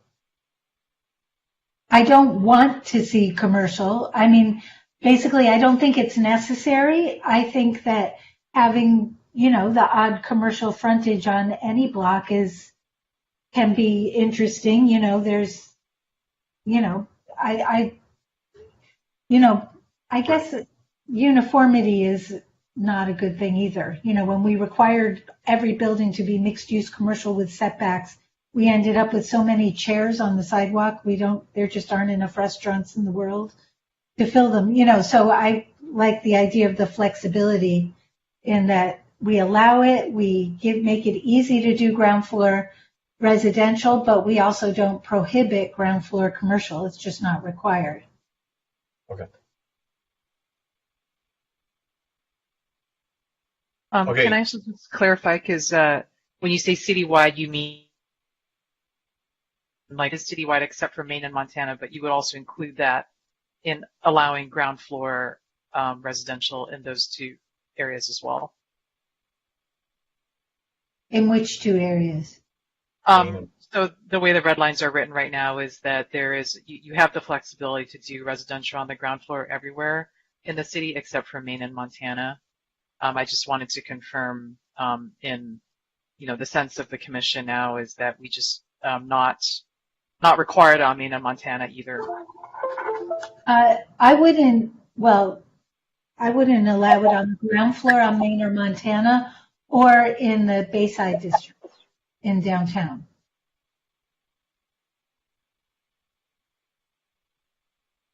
Commissioner Fonda-Bernardi.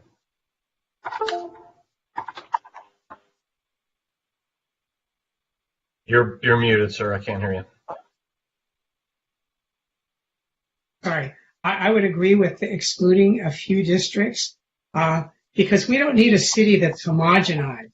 We need a city that has slightly different emphasis here, slightly different emphasis there.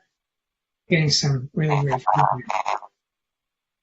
I don't know where it's coming from, but anyway, the point being that I think I don't think we need to have ground floor residential out everywhere. I like the idea of having some areas that are different, and those would be the natural areas to be different. The Bayside and neighborhood commercial. Commissioner Raskin. Yeah, I'd actually be in favor of allowing ground floor residential citywide. I mean, I can think of a few projects on Pico that have ground floor residential and it works just fine. I understand the point about, you know, neighborhood variation, but, you know, if you're going to be committed to this, let's do it citywide.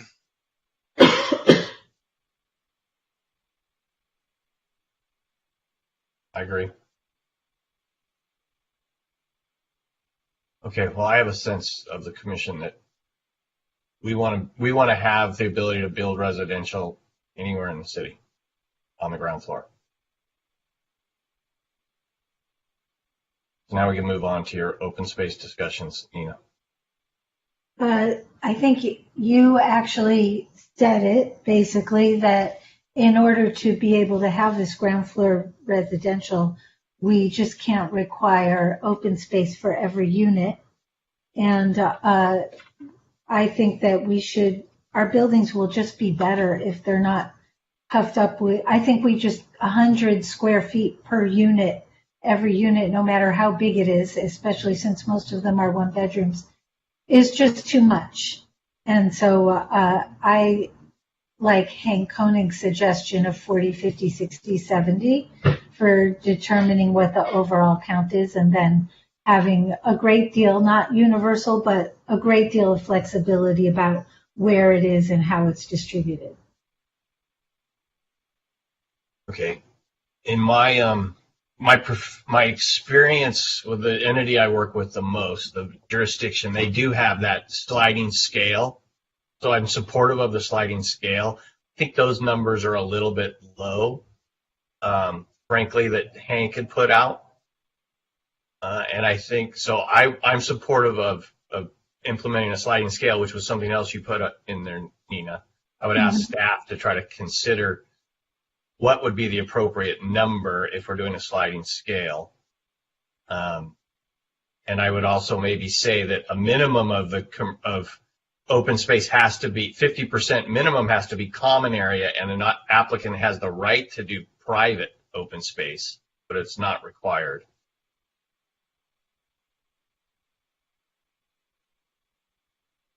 Commissioner Fonda-Bernardi.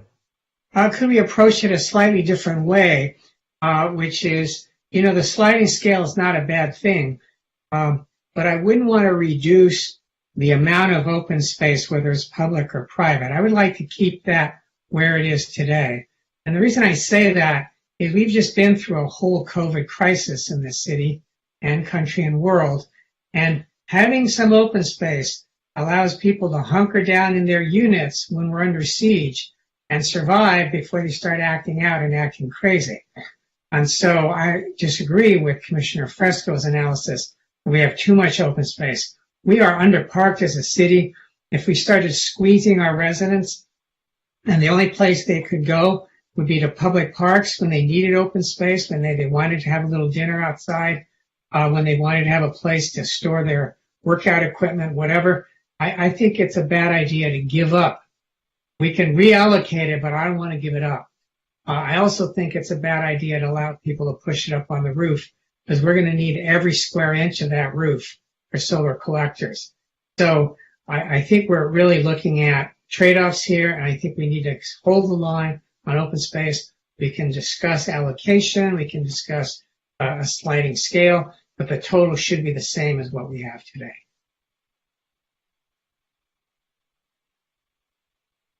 Just on that though, Commissioner Fonda-Bernardi, how do we deal with a ground floor unit that needs a ground floor unit facing a public street that needs private open space? Well, the way you traditionally deal with it is you have an inner core that is open, and those private open spaces are on the inside of the building, not on the outside. So that's the way you traditionally deal with it. They don't have to be facing the street. They can be inside the donut, if you will. Yeah, I guess if you don't have a double-loaded The corridor. bottom of a 9-story building. Yeah, most people have double-loaded corridors to increase density. Yeah, but again, one side of the building might be a single-loaded corridor. There's design solutions here. There's not. We all know that, as many people have commented already, that those patios on the street exposed are useless. They're security measures. Rattling here, but anyway, the point is there are solutions. Okay, who has another opinion here? Commissioner Raskin. Yeah, look, I mean, I think we should aspire for, functional and harmonious open space as much as possible. I mean, I think that the courtyard apartment is really, a fantastic ideal to aspire to. But look, we're in a housing crisis, and I think that, to the extent that open space makes housing more expensive or limits the amount of units we can develop, I think, we have to consider it as a first-world luxury that perhaps we need to scale back to address the housing crisis. So to that end, I'm in favor of proposals here that really just get us the best bang for our buck in terms of housing production. And, whether it's a sliding scale, I don't know what the best functional outcome is here, but I think that our goal should just be to, make workable solutions for developers.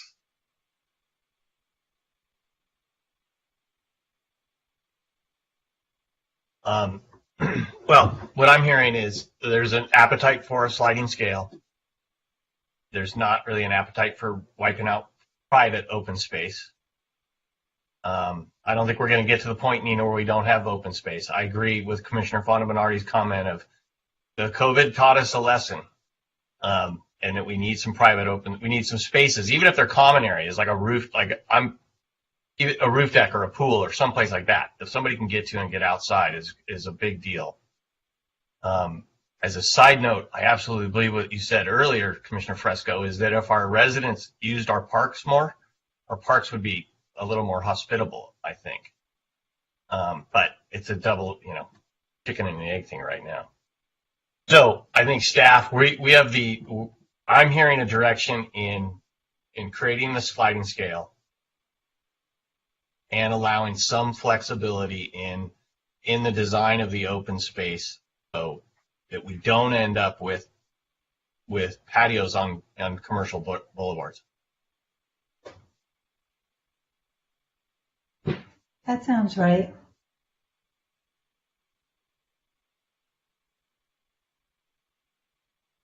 Okay. Move on to the next. Well, I mean, Well, now we're in all these development standards. So this is going to be another one. Is this where we're going to talk about like ground floor heights and the floor plate sizes? Yeah. Yeah, we're into, well, this is the commercial boulevards definition. I don't think there's much to discuss here. This is a clarification of basically where active ground floor design and use are required. So this would, really apply to like non-housing projects. Is where this would be. Is this where this would come into play? So, just to be really repetitive here, if I had a housing project along these streets, we could build housing, and we would be able to put it on the ground floor. But if you're not building housing, then these are going to be active use or active. Okay. That's right. Yeah. I don't have a problem with that. Anybody? I'm seeing a lot of positive nods and thumb raises. Nope. So moving on to the other standards reviews, we have maximum ground floor height. This is currently in the code as a 16-foot maximum ground floor height. We've observed that to be kind of problematic in terms of providing flexibility for ground floor uses, and it's not something that is totally necessary, for building design. So it's proposed to be eliminated. There is still going to be a minimum 11 feet, but we're just removing the maximum. Any objections to that? Seems reasonable. I think we had a problem with a loading dock on a project because of this at some point. So I'm supportive, and I see other supportive commissioners. Okay, next one is maximum building footprint. So this would apply the existing Tier 2 maximum allowable building footprint to housing projects. And in the red lines, I believe that gets it to roughly 35,000 square feet mostly. I can bring up the PDF, but this would apply in the mixed use commercial district. So that would be the neighborhood commercial, general commercial, mixed use boulevard low, all of those zones. But this standard is not in the industrial conservation or the office campus district, or in the downtown. May I ask a question? Yes, ma'am. So, I'm sorry, it just escaped me. A burning question. Okay, I'll ask a question, and maybe you'll remember it before we're done talking about this. So we heard this issue, a couple of times, and we heard that it's most beneficial to a grocery store, and there's probably not a lot of other big box uses that we really want. I don't know, maybe that's wrong, but I'm just wondering, is there an appetite, or does it make sense to allow a deviation in the case of a grocery store?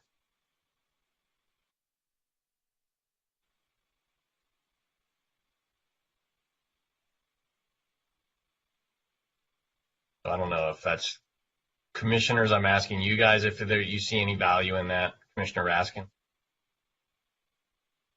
Yeah, I don't know if we should call it grocery stores. I mean, I think that the whole concept of a grocery store is going to evolve pretty dramatically over the next decade.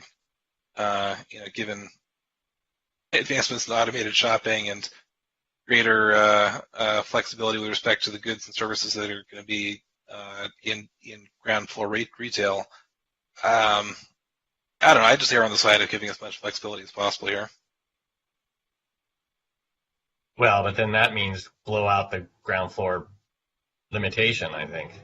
Flexibility. Okay, I saw Commissioner Fresco's hand first, and then Fonneman. I remember my question, which is if you're building a project and this actually becomes a problem, can't you get a concession? If it's affecting your feasibility and your ability to pull it off. That's what we were saying, is that for any applicant, they can avail themselves of an incentive or concession or waiver. Waivers are unlimited, as long as they make the request pursuant to state density bonus law. So Yeah, I mean, I hear that, and that's probably where we should go, but I will highlight, I don't think our density bonus law has, it's right now as it's written, the incentives are tough to get to. And we'll have that discussion next week, I guess. Go ahead, Commissioner Fonda-Bernardi. Yeah, I'd like to keep the 35,000 square feet. That's a big object.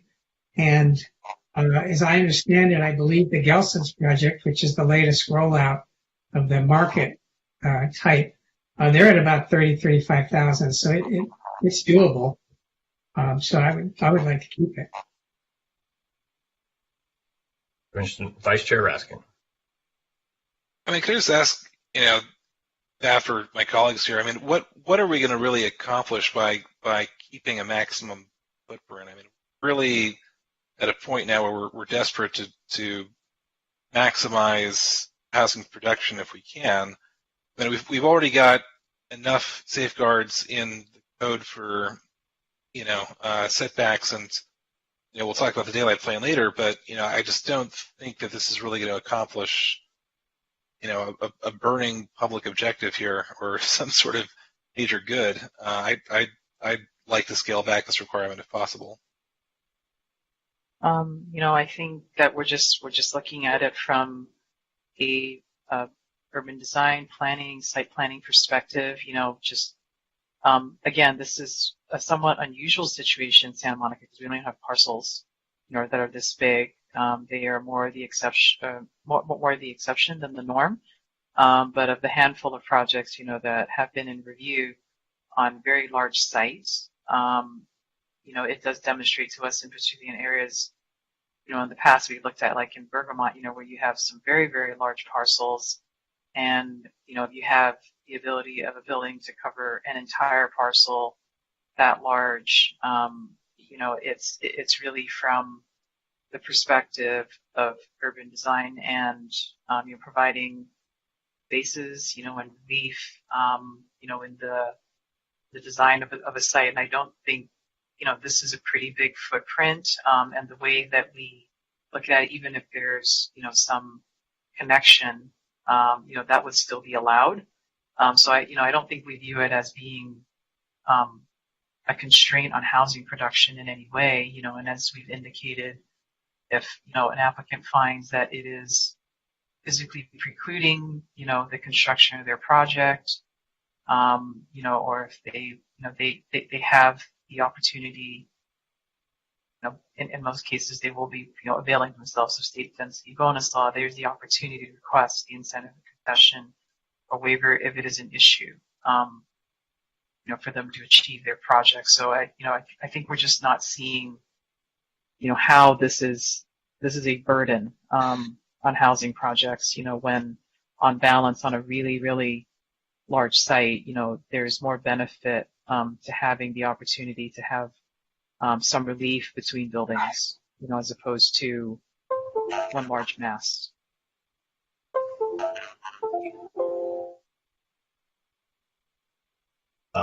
We've heard from Commissioner Fresco, where are you on this? I'm kind of on the fence. I don't really see a huge need. I don't see it as a huge impediment. And anything that, like Jing said, I think I pretty much agree with Jing that if it's that big, then they'll probably be getting incentives and waivers and concessions. Okay, Commissioner Tolkien? I'm okay with it all. If we're talking about consolidating, or we're talking about the 35,000 square foot maximum footprint of 35,000 square foot.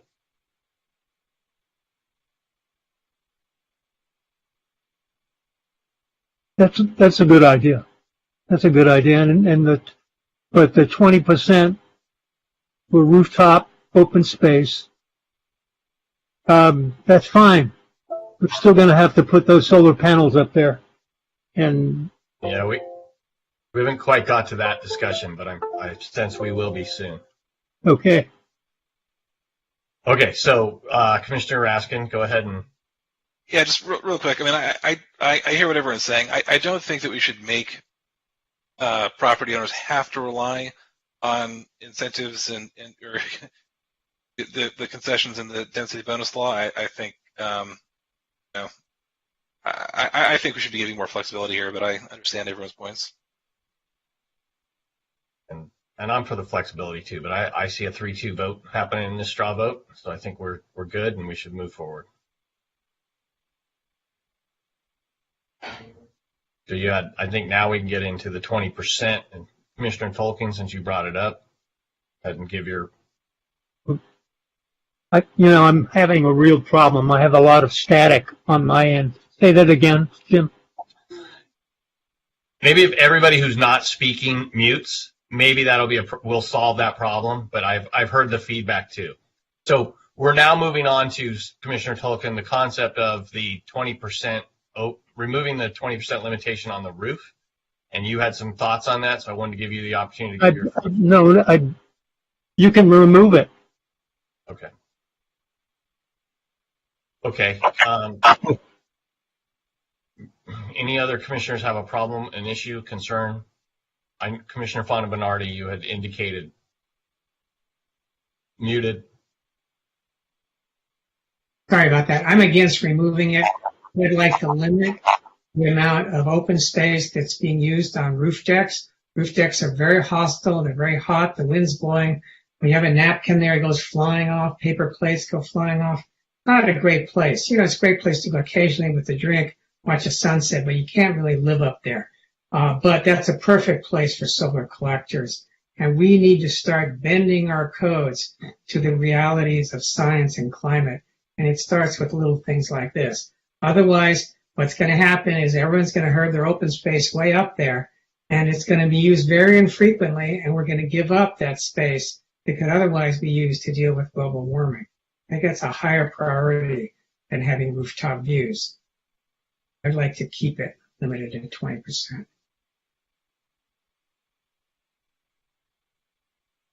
Sorry, I was muted. With that thought in mind, can I ask you staff a couple of questions? Steph, when where I do most of my work is LA, and you're supposed to have open spaces open to the sky, so that has a problem with solar. Is that the same here in Santa Monica? No, we don't have that kind of requirement. We think we used to have an open to the sky. It's no longer the case. We'll have to look more into it in terms of what the current requirements are. I do recall in the past that where there were roof decks and where there was photovoltaic panels, I think there may have been either a building or fire code requirement or concern with having like occupiable space underneath them. Because I think we had proposals before in using those maybe as like shade structures, so they had the dual purpose of like PV and also shade as well. So I think that's something we'll just have to, we can take a look at that and just bring back more information to the commission about, whether it's possible to accomplish both potentially. And what it does to height, because I think as I've worked on projects, and I believe there's a state solar thing that says you can go over 15 feet of your height that doesn't count for solar.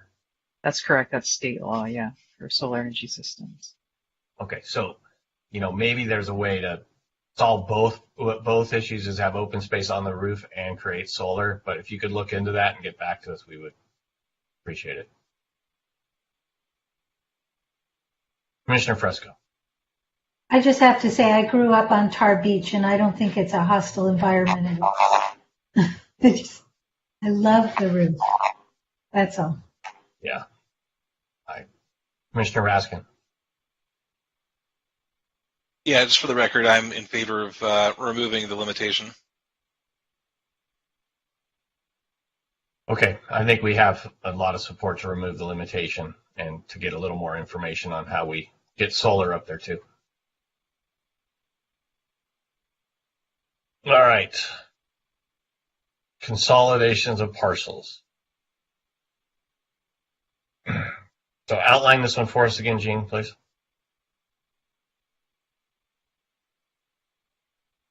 I think you're muted. Sorry about that.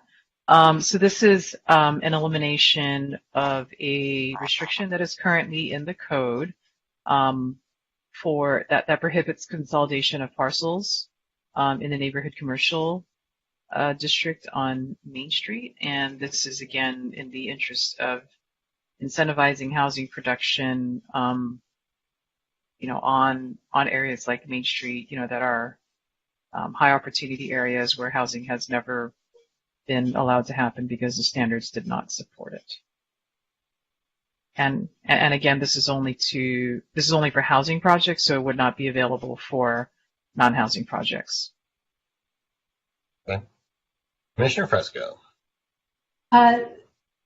Again, this kind of goes in that same bucket where the fact that parcels on Main Street haven't been consolidated is why you have the little 600 square foot holy guacamole, and why you can have those little tiny businesses, and why they haven't slowly combined. And it has to do with preserving affordability of businesses. And I think it goes into that bucket for later. And we need to talk to more people and figure out more things and learn more and figure out what we can do to meet all of these requirements at once, et cetera, et cetera.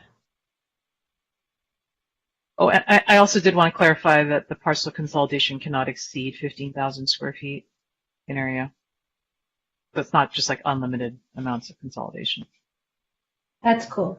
But that's still a lot of parcels. That's 2 parcels, I guess. Okay, is there anybody who disagrees with the concept that if this should just be taken up when we go back and look at the zoning on increasing FARs on that street?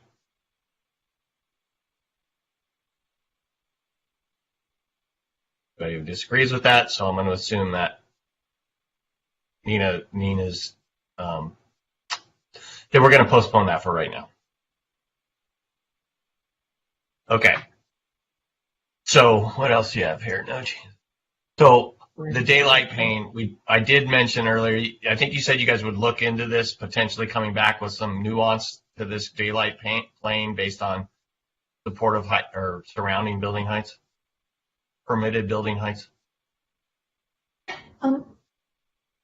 Yeah, I think that was in relation to like whatever it's next to. So instead of having it just starting at the static, 20, 25 feet, if the adjacent residential zone, has a maximum height of, 30 feet or 40 feet, that the daylight plane could start at, whatever the maximum height of the adjacent zone is. Yes. Commissioner Fresco? So I have a question. Not all of our commercial zones that are adjacent to residential zones are separated by an alley. Is that right? Or is that not right? Not all of them are separated by an alley? Correct. That's my question. Yeah. Yes. There are cases where there's no alley between the zones. That's right. So if there's no alley, then the daylight plane measurement thing starts at the property line, right? At the shared property line between the 2 zones? Is that how they figure that out? Yeah. If there's no alley, it's going to be from the property line. So wouldn't it be better for the buildings and the same for the resident if the daylight plane were measured from the property line of the residential zone and not the center of the alley?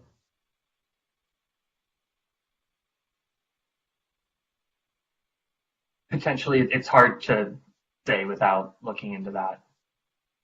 I don't think that's better. I don't think that's better for the adjacent property. Well, it's the same because they have the whole alley. So they have all that extra space next to them.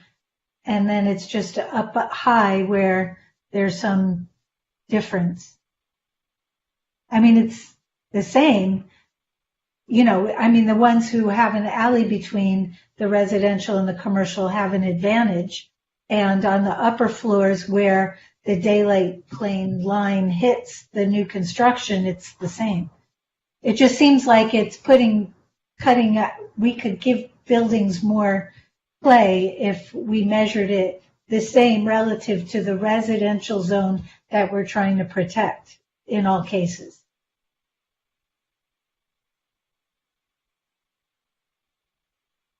Mind bender, I know. But, Yeah. Well, you know, it's like a thing like this that's moving this way. Commissioner Fonda Bernardi. You're muted again, sir.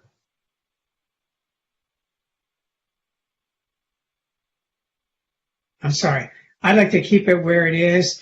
I think it's a standard that people understand that's been developed through the decades. And the fact that there's a relief after 50 feet, going in 50 feet, I think that takes away some of the burn. And remember, these are very large buildings coming down in relation to lower buildings.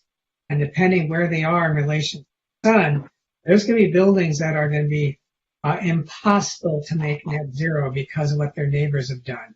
And so we want to really try to reduce the amount of damage that buildings do to each other in terms of their sustainability. And this is one way to do it. So I'd like to keep it where it is, as defined in the current with the 50-foot relief. Is that relief only coming from, is that an incentive? No, it's yes, it's part of the by right concession menu. It's like if you have a very tall building, you shouldn't be penalized forever with that line going all the way out to the front property line. There should be relief somewhere.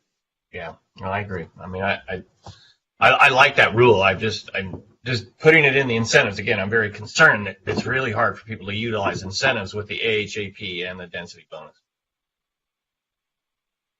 Okay, so I don't hear anything. Well, Commissioner Raskin, go ahead. Yeah, I'll just say for the record, I'd like to err on the side of maximizing residential density for affordable housing projects as much as possible.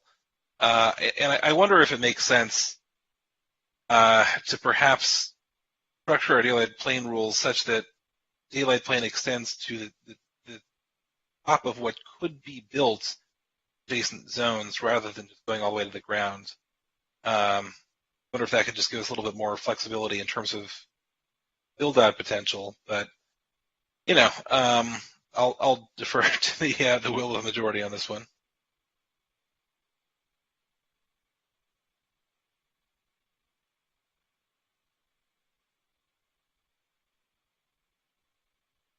Jim, I think you're muted there. Sorry. Commissioner Tolkien, do you have an opinion on this? I would leave it like it is on the proposed amendment.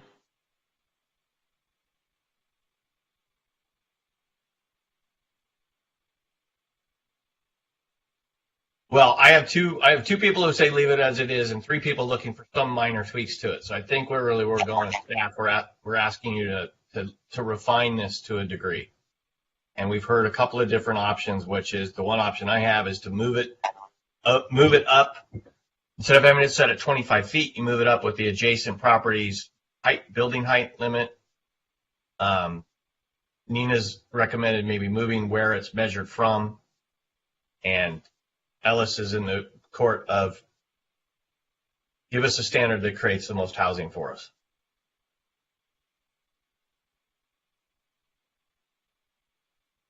So that's as clear as mud, I'm sure, but.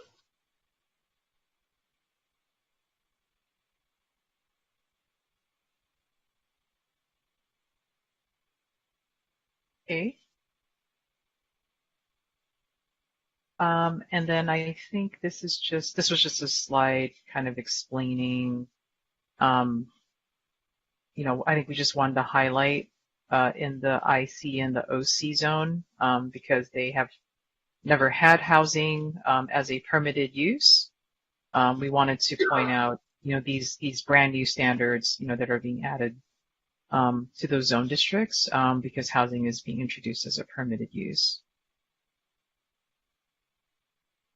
So that removes the maximum ground floor height, which is that 16-foot limitation, which is similar to everywhere else.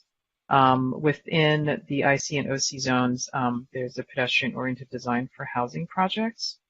That is in 9.13030. It's page 68 of the PDF is where that starts. And then there's also open space for multiple unit dwelling, which is in the development standards table. And that was also added. So I think we've already opined on the height, that we're supportive of removing the height maximum. I think we've given you direction on open space, and I would assume I'm going to assume that we want consistent open space throughout the city. That really leaves the pedestrian-oriented design. And I have not focused a lot on that right now. This does come up with this. I do see in this where we have this issue of the 5% versus the 10% slope in a site. I did actually pay attention to that pedestrian-oriented design thing. And I actually thought the way it was described in this section, which is quite different from how it was with the patios and the stoops and the other areas of the code, was much better, although it is a little bit too prescriptive also. That just, it kind of asks for a lot for these building entrances, and it can, tone it down, but I think it's pretty good. I would like this to be more of a basis of what we do than the other. Okay. Any other commissioners have opinions on this pedestrian-oriented design? Okay. Not seeing anybody raise their hand. Other than the 5 or 10%, the 5 to 10% issue, I'm comfortable with moving this forward. The 5 or 10% what issue? Well, there's a ground floor slope, and this is something that. Oh, right. Okay, I know what you're talking about. And this says 10%, and we got a letter talking about how very few sites are 10%, and that 10%, this creates a little problem for some designs. So yeah, let's ask for that. Yep. Okay. And also the slope standard for open space, I'm seeing that on this list. I don't think that's come up, but there was a request to remove the slope standard in our open space standards and just let it rely on ADA standards. Well, I'd like to hear from the architects, but that seems pretty reasonable.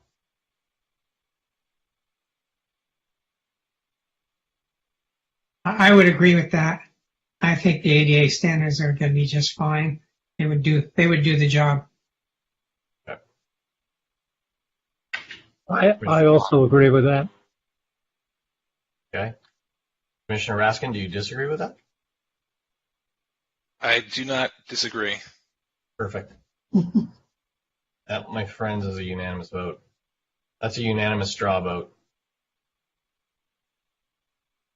Okay.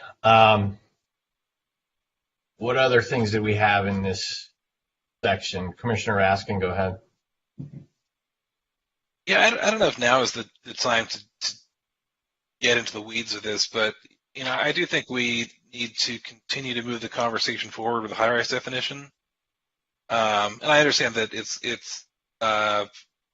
complicated by fire department needs, but I think we've got to figure out as a community to how we can get the fire department the resources that they need to enable us to change this definition, because as we heard tonight, it is presenting a problem to some folks who are grappling with some very specific challenges. So, I don't know if this is something that perhaps should be brought to the attention of the Building Fire Life Safety Commission, or just further discussions between staff and the fire department, but I think we do need to move the conversation forward.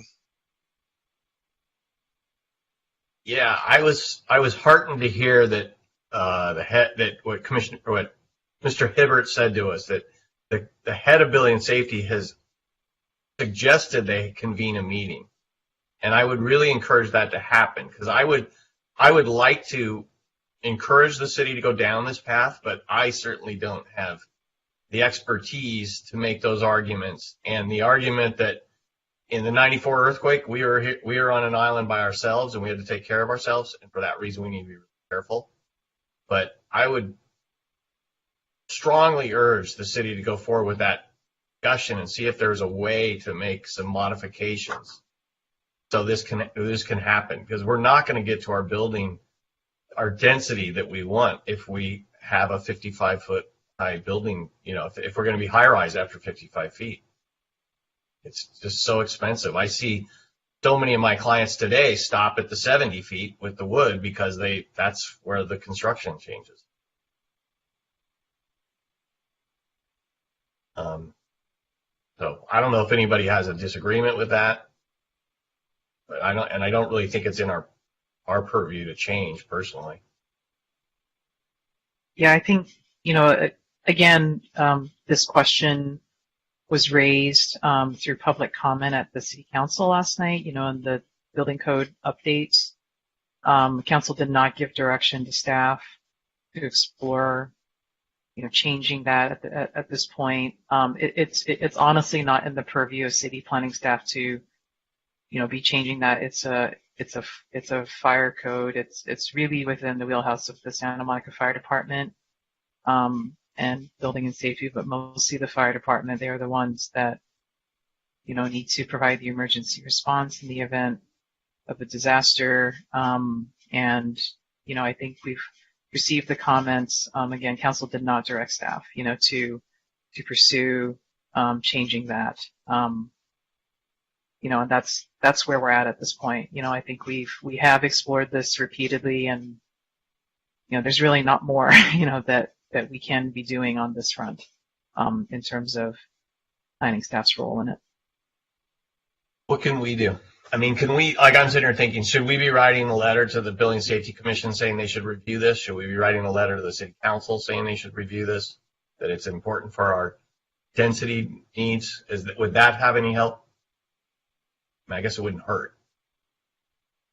I mean, certainly the commission can prepare any correspondence you would like to, express your interest in this and, encouraging, making your recommendation to the council to take that up. It was, clearly that was something that was raised last night. So that's the only reason I'm bringing it up, that council had the opportunity to raise it and to provide that direction, and it wasn't given.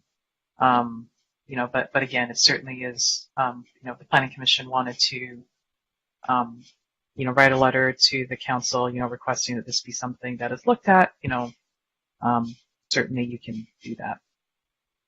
Okay. So I'm willing to do that unless the commission think that's a bad idea. Have a ball. Thank you. Commissioner Fontaine-Bernardi, you look like you were. Yeah, again, I'm very comfortable with the 55 foot, and beyond that, you just need a higher standard of safety. That's all we're talking about. And yes, that translates to money, but there's been so many things that have already been given away that giving away public safety, in my mind, is a nice thing to do. And I think at some point, it's going to come back to bite us, and hopefully we will not be in that building that desperately needs the help that they can't get if we took away that safety device. I'm saying stick with what we have. Okay. Commissioner Raskin. I was just going to propose maybe the way to go about this is to convene a joint meeting with the Building Fire Life Safety Commission. I mean, I hate burdening staff with more time and more things to do, but this is an important issue, and to the extent that that would move the conversation forward, maybe that's what we can do. Chair Reese, if I could jump in, it's David here.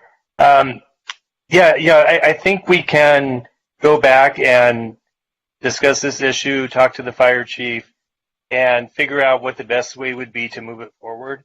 I'm not sure we, are at the point where we need to convene a meeting with the Fire Life Safety Commission, but I think that we can certainly go back and come back to the commission with some recommendations on the best way for you to weigh in on this.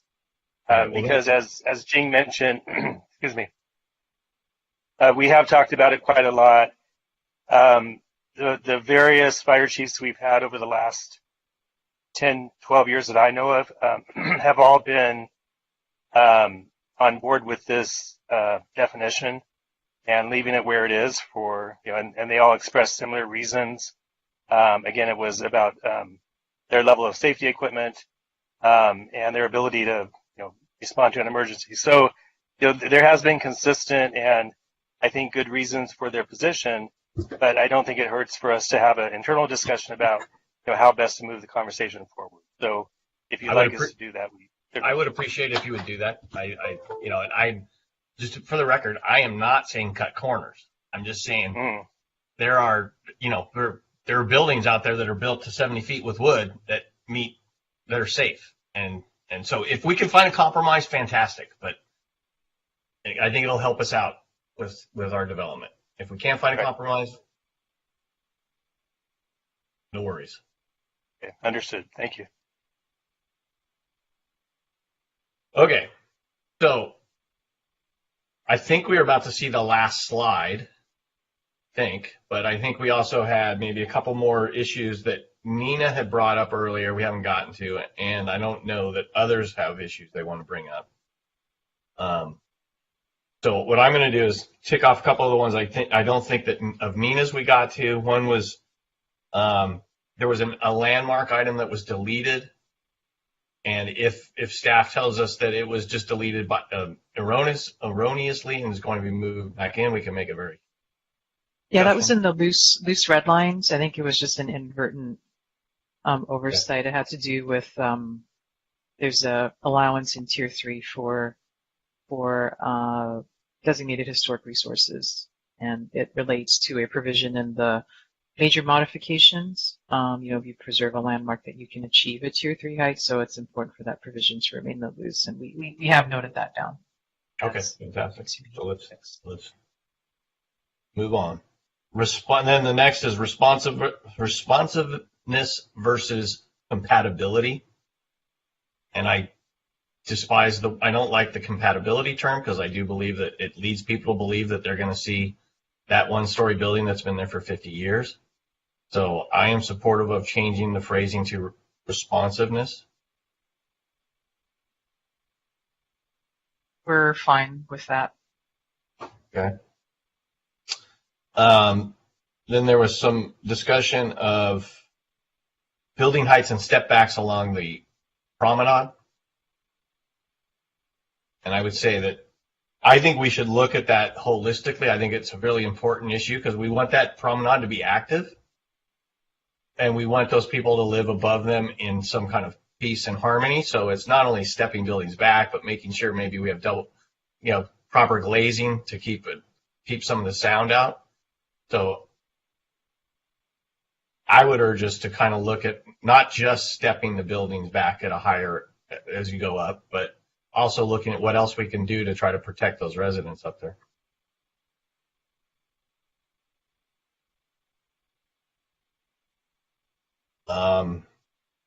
And then another one we didn't talk about that she had on our list, which I think is good, is we should not be allowing bedrooms that don't have windows. I'm a little surprised that that's even allowed. I thought that was a building code violation. Where? So, okay, so I think those were all your comments, Commissioner Fresco. That was really good, but there were a couple you didn't mention. Moderate income units not in just transit areas.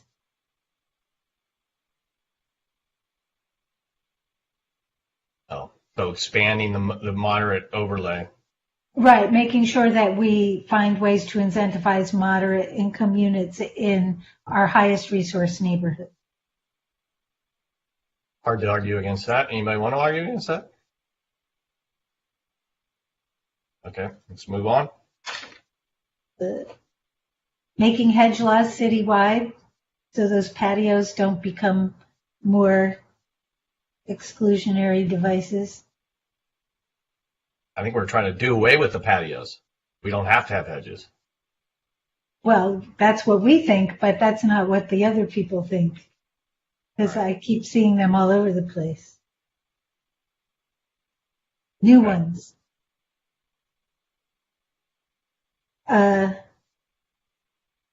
then it was the art thing about the artist housing and the live work, and that's a more complicated one, even though it sounds simple, but it would be cool to kind of get the wheels turning on that so that we don't have all one kind of housing. And that would be for. You need to expand on that just a little bit. I'm not quite sure I follow what you're referring to. Well, we provide a, excuse me, in addition, above and beyond the state housing bonus, the city provides its own little 25% FAR increase for affordable and moderate rate income housing. COVID never goes away. And so, and I would like to see something like that also in the ICO-CHMU areas, but that with an emphasis on, excuse me. You need some water? You want to take a second, get a little glass of water? I'd have to go very far away. We'd rather not watch you expire on that. Yeah, no, I've lost my train of thought. I haven't lost my life. So basically, I want to incentivize this housing bonus for deed restricted housing for low income, but also moderate, because that was like, it's sort of like a mini moderate housing overlay. But I want that housing to focus on artist housing, because we don't have any way of incentivizing that or providing that even in our city. And this is a tool, but we have to provide a definition of what that is and how it's different from regular apartments and so forth.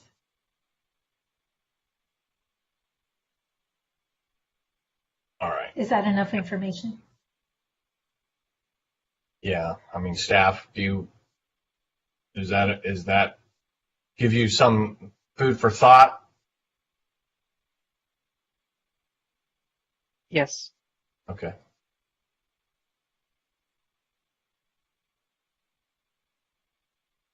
Okay. Commissioner Fresco? I'm just looking at the list from the letters also. There was something about ease loading space requirements, allow commercial and residential to share driveways, and redefine basements better. So those are from the big long letter. Okay. Just well, I think we would urge staff to digest that letter. You know, I don't want to put all my eggs in one basket, but Mr. Koenig has done a lot of great designs for us.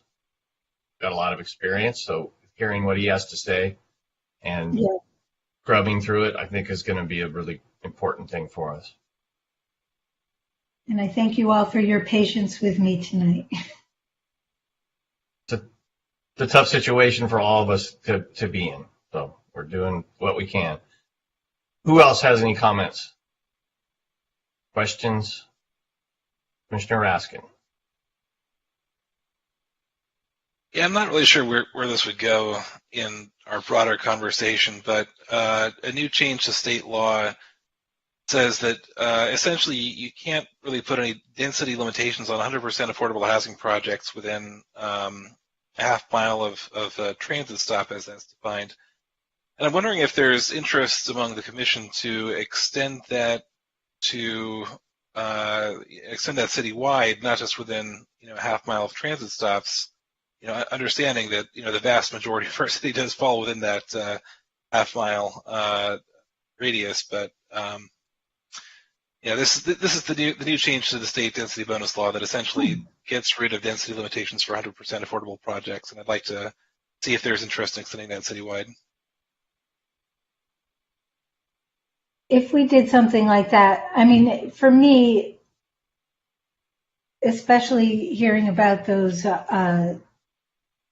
4,000 units that just popped up. If we're going to start providing other kinds of bonuses and things like that, that it has to always provide more deed-restricted affordable units. That should be a really big focus. You know, that's why I liked that idea of our little local bonus. I'm really interested in the moderate income housing bonus. So if you want to do something like that, then that would also have to result in more deed-restricted units for me to support it. Well, I'm talking about 100% affordable housing projects here. Well, they already get that. No, he's saying there's areas outside of the mile radius or the radius. There are very small areas in the city that do not qualify for the unlimited density. And yeah, he is R1. So I think just to clarify, what Commissioner Raskin is referring to is the latest update to state density bonus law that creates a new term called a very low vehicle travel area. And, you know, essentially it will be all of Santa Monica. You know, so I don't know that you need to kind of like create, you know, it's effectively the affordable housing overlay, you know, so previously the unlimited density was only within the half mile of a major transit stop. With the application of the new state law, you know, if it's located in a very low vehicle travel area, which is again, you know, based on what it's based on measures of like VMT relative to the whole county or what have you, that is going to be all of Santa Monica already. So it's effectively doing, I think, what you're talking about. Done. We're done. Great. Good job. Good job, job, Ellis. Yeah, I didn't realize that did apply to the whole city, so glad to hear it. Okay. Anybody else? Yeah, I have a question of Jing. Do you know what the new commercial no parking within a half mile of transit stops? Does that include bus stops or just train stops? Bus stops. It's major transit stop is defined, so there could be. It's not just as simple as train stops all train stops by definition. There are certain bus stops that, you know, if they meet that definition of a major transit stop, and it's basically like frequency of service, you know, then it would be defined. But it's not just like every single bus stop. That's a different definition. No, I understand, but are we saying that most of Santa Monica would not require parking in commercial areas? Right, it's AB 2097, and it would eliminate minimum parking, the city's ability to impose minimum parking requirements within a half mile of a major transit stop. That's not all of Santa Monica. It basically cuts through, I guess, like most of the middle, except for the edges. I think it stops at, I think it's Montana, I believe, is where it excludes, and then a little bit of Sunset Park and a little bit of the edge of like the north. Or southeast part of the city, I guess it is. Covers most, but not all of Santa Monica. Thanks. Okay. I kind of want to wrap up this discussion for tonight, unless we've missed something. It's been a very robust discussion. I apologize. I never thought about taking a break. But Commissioner Raskin, go ahead. Just one real quick question. We heard from the Vice Chair of the Housing Commission who asked if the Housing Commission be a part of discussions related to AF. Sorry, I was late. Certain aspects of affordable housing production, and I was curious if yeah. I'm curious if there are plans to go to the Housing Commission. And I don't know if any of what we're doing implicates rent control law, but if it does, if there are also plans to go to the board.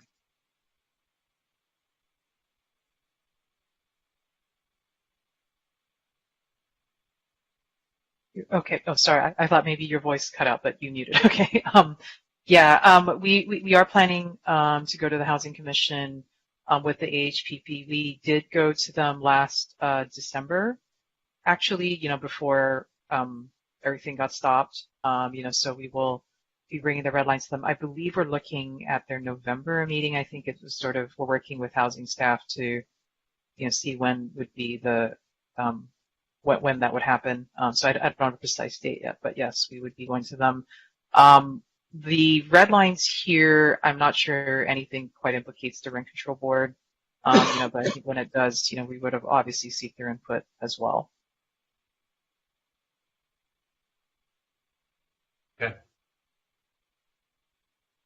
Okay, I'm going to put an end to this discussion, and I'm going to move on to the next agenda item. I'm going to thank staff for all their hard work on that one. Not that we're over. And then next, I'm going to move to public input, and this is going to be on items that are not on our agenda. If we could put up our 1-minute timer and get that ball rolling, appreciate it.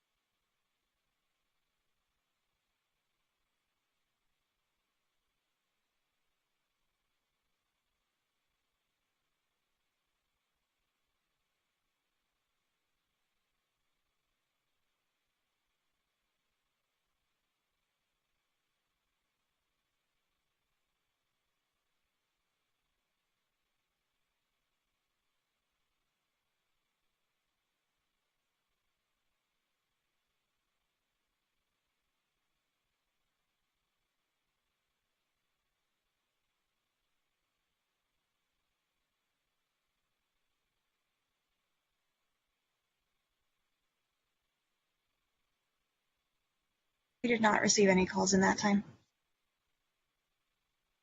Okay, with that, I am going, Commissioner Baskin. Yeah, I just want to make a quick note that a few meetings ago we adjourned in the memory of Marissa Rubin, and I just want to let the public know that there will be a memorial in the honor of Marissa on Sunday the 16th at 2 p.m. at the Children's Tree of Life in Palisades Park. I hope we can continue to honor Marissa's memory. Can you repeat the date and time?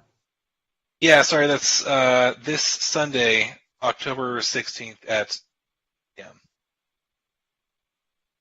You broke up. Did you say 2 p.m.? I did, yeah. This Sunday, October 16th at 2 p.m. Okay, great. Thank you. Okay, with that, I'm going to join the meeting, and we will see you all next week. Bye, everybody.